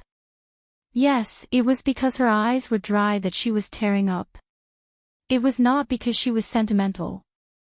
It was not. The grassland that stretched as far as the eye could see was not as majestic as Moda Mountain, but it had a different kind of charm. Snake had transformed into his original form and was already fighting with Elvis. The battle between the two beast kings looked dangerous, but neither of them wanted to kill the other. After all, they could not bear to see the little person flying in the sky shed tears. Leah swayed his large tail as he sat on the back of the two-seater chair. He stepped on the armrest lazily and at ease. He would give Snake pointers at one moment and give Elvis a few reminders at the next. He was the classic type of spectator who did not mind the matter getting bigger and was afraid that their fight was not exciting enough.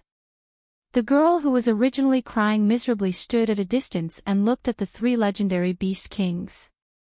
Initially, her emotions of wanting to cry were forcefully dispersed by them. She was a little dazed and suddenly felt that she could not differentiate between reality and fantasy. She really, just because he finished reading a novel, he transmigrated to this world. Initially, she felt her heart ache because Gu Mengmeng did not value Elvis highly because of Lee's appearance. When Nina's incident happened, she scolded herself for being blind back then and not realizing that Leah was a scumbag. But while scolding him, she also left a message for the author because her heart ached for that white fox's pitiful appearance. Because of Snake's death, she cried a lot, and when she denounced the author, she felt as though she was grinding her teeth. When Gregory broke his wings and was blinded, her heart was tugged at again. At that time, she really wanted to crawl out from the screen and strangle the author to death. But when she saw the ending, the author asked her for help, saying that Snake was really important to her and that she had to save him and Gregory. She agreed in a moment of impulse. She did not even think about it herself. At that time, she only muttered, "If I could really transmigrate to the beast world, I would definitely save Snake and Gregory." Then, he actually transmigrated. This was not in line with the core values of socialism, and it happened to him just like that. Looking at the snake and wolf fighting, the white fox who was watching the commotion and stirring up trouble, and Gregory who was flying in the sky, the girl wiped away the tears on her face, raised her head and shouted, "Susu, I'm going back first. My man is still waiting for me." The girl on Gregory's back peeked out her little head and waved at her through Gregory's shoulder. "That novel ended 7 years ago, and you're still calling me Susu." The girl smiled brightly and said, "Do you think that everything will be fine after 7 years? You abducted me to the beast world, don't you need to take responsibility? Let me tell you, I'm going to depend on you for the rest of my life. You will always be my Susu."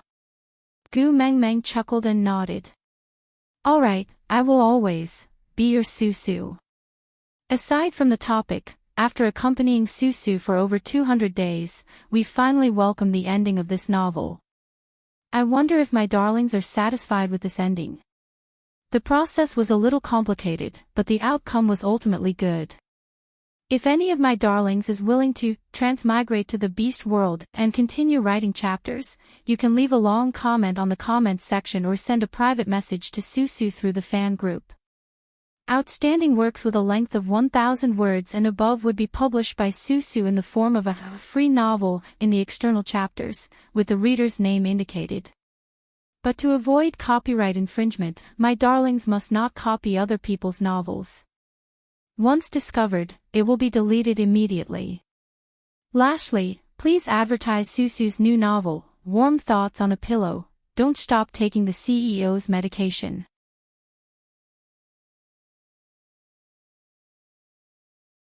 Chapter 1629. Traversing the Doors of Time and Space. This option was just a smokescreen from the start. Standing at the entrance of S University, Gu Mengmeng was still in a daze. Her little reader had first replaced her as the messenger of the beast deity, then with Oriton's disappearance, she had replaced her as the new beast deity. Then, Gu Mengmeng was suddenly at a loss. Not the messenger of the beast deity, not the beast deity, then, who should Gu Mengmeng be? What should she do? Return to Saint Nazaire. But to her, 3 years and 1,000 days were 1,000 earth-shattering years in the beast world. How could she, the messenger of the beast deity who had been dead for 1,000 years, return? Of course, no one could stop her if she wanted to return. After all, a family of 5 and 3 beast kings was enough to turn the beast world upside down. But how could she return to face everything that had changed? Barit, who said he wanted to guard a place for her to return to, had long turned into ashes, unable to break through the 3rd-level boundary.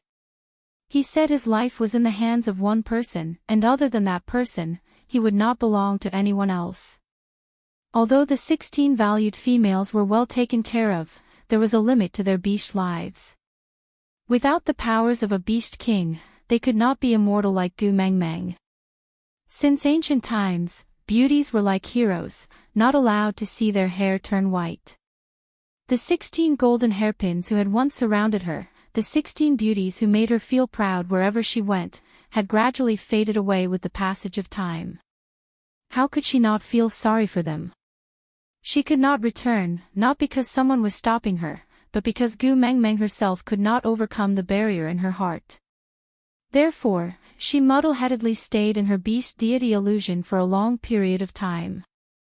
The question she repeatedly pondered was, who am I? Where am I? What should I do? Snake curled his tail and wrapped Gu Mengmeng into his arms, saying, if you are bored, go back to the modern world. Gu Mengmeng was taken aback, tilting her head to look at Snake.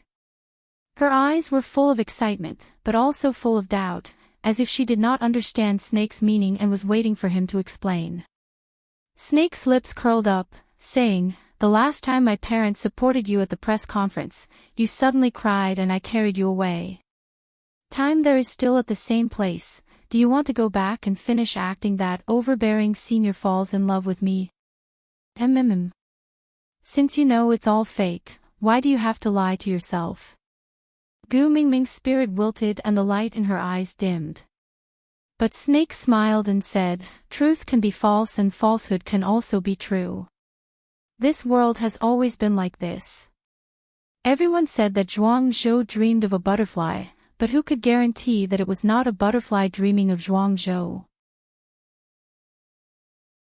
Anyway, he had nothing to do, so he could just treat it as a pastime.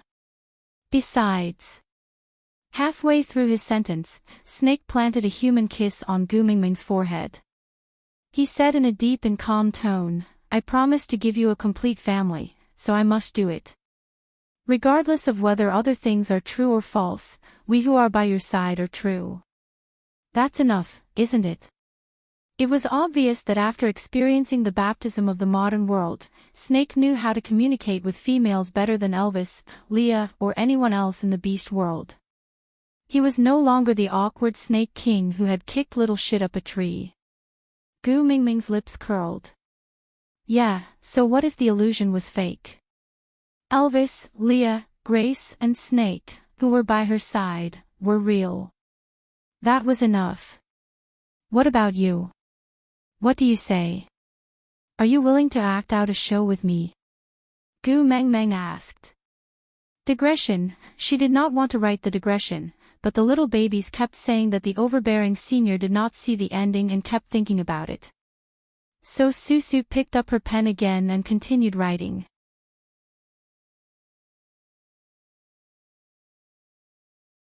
Chapter 1630. Elvis walked forward and scooped Gu Mengmeng out of Snake's arms. I will always listen to Xiao Meng. Gu Mengmeng nodded. Since Elvis was acting like the first partner, Leah naturally could not bully him as a senior. Hence, he leaned into Gu Mengmeng's arms in his usual flirtatious manner.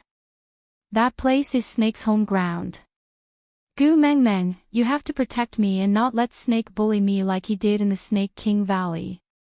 My little heart is thumping non-stop.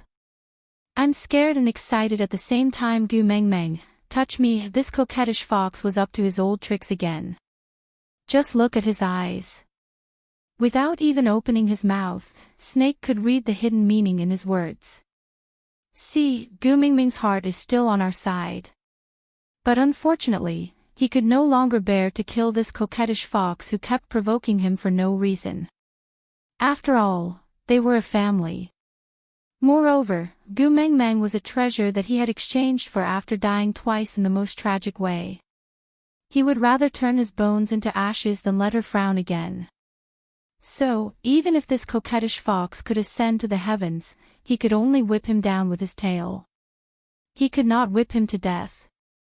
Elvis and Leah both expressed their stance. Gu Mingming's gaze naturally landed on Gregory. Gregory's status in this family was rather special and awkward. He was not Gu Mingming's partner, but a guardian beast. But her partners were all beast kings. Was it his turn to protect her? But what could he do? Even if it was awkward, even if it was difficult, he still wanted to stay by her side and never leave her side. Smiling, Gregory was like a celestial being who stayed on the mountain for a long time. His eyes were as deep as an ancient spring. He opened his mouth and said calmly, "Wherever baby Meng is, I will be there." The result of everyone passing was that Snake brought them back to the time when they left the last time. Elvis, Leah and Gregory could not appear in Z country without identification cards. So, they could only go to F country with Snake's arrangements. Snake's family was the royal family there. Especially in the recent 10 over years, under Snake's control, the family became stronger day by day. It was too easy for such a family to get a few identification cards. Moreover, Elvis and the rest looked more European. If they insisted that they were from Z country, it would be even more out of place. However, among the 3 people who were arranged to go to country F, the first one who could come to country Z was not the 2 beast kings, but the guardian beast, Gregory. His identity was simple. He was the personal bodyguard Snake had arranged for Gu Meng Meng. Yeah, because the newly appointed CEO of Monster Company, Snake's pampered girlfriend, was locked in the toilet during the press conference and drenched with a basin of water, Snake's parents unanimously agreed that Gu Meng Meng needed a personal bodyguard. Snakel was speechless and kept telling himself, "Xiao Meng needs a pair of parents, this is prepared for Xiao Meng. I can't kill them, I can't kill them, I can't kill them." In the end, Snake could only choose Gregory, who had the lowest presence and had spent the most time with him. After all, to Gu Meng Meng, it was over 1,000 days and nights, but to him, he had really been burning in the lava of Moda Mountain for 1,000 years. And in these 1,000 years, it was this birdman who broke his own wings and sacrificed his life to the mountain, so that he could have the chance to return to Gu Mingming's side.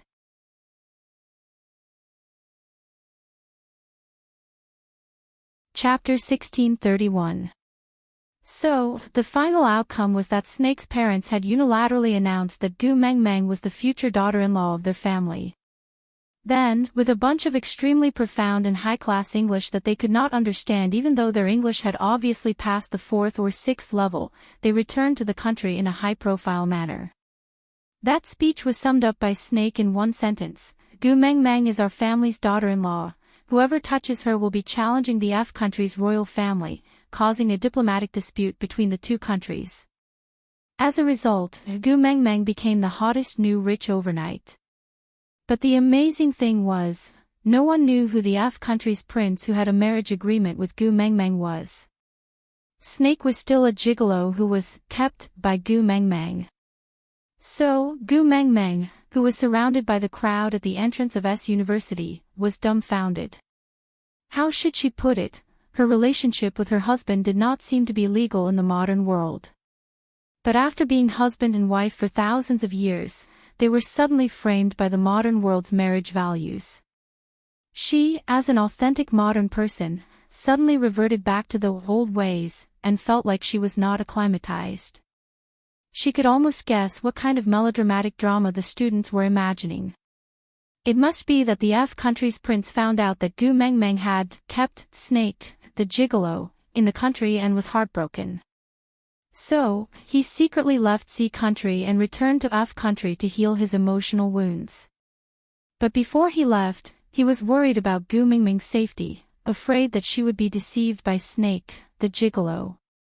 So, he left his confidant Gregory by Gu Mingming's side as a bodyguard, to help this prince who had the Horcan plains above his head look after his wife. Just look at Gregory's strong aura, his burly figure, his handsome looks, tsk, a strong scent of abstinence wafted over, it really made one's heart flutter. Just look, he and Snake were standing on Gu Mingming's left and right. Their gazes were like sparks, and one could smell the burning scent even from a distance away.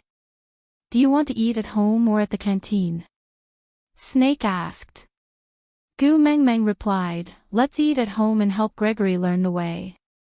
Gregory replied, all right. I'll listen to you. Snake gave in unconditionally. Crack crack, his knees shattered. What was going on? Wasn't it supposed to be a battle of swords drawn and bows drawn, a battle between a loyal dog's heart and a senior's lover? Why did it suddenly become harmonious? It was said that the road of love had always been narrow. It was just right for two people, but it was destined to be bumpy with one more person, hiss. But why did it look like the three of them were walking quite widely? One on the left and one on the right, protecting the petite girl in the middle. Their coordination was too good. Of course, they did not know that if Gu Mingming's entire family was present, the scene would be even more shocking. Gu Mengmeng had lessons in the morning, which meant that Snake also had lessons in the morning. Because he had voluntarily applied to the school to repeat a year and transfer to the same grade and specialization as Gu Mengmeng, strictly speaking, he was no longer Gu Mingming's senior. Yes, he was Gu Mingming's legitimate husband. The mark was on his heart. That was a place that was inconvenient for others to see. It was not as conspicuous as the wolf on her collarbone and the fox on her ears, but it made Snake feel deeply that what was the point of dying twice for her? If that kind of situation happened again, he did not mind dying a third time, a fourth time to protect her. Even if each death was more tragic than the one before, and each death was more painful than the one before, he would gladly endure it. As long as she was well, he would do anything. Aside from the topic, previously, you kept asking me why Elvis's mark was not on his heart. Why was Lee's mark not on his heart? Now do you know why?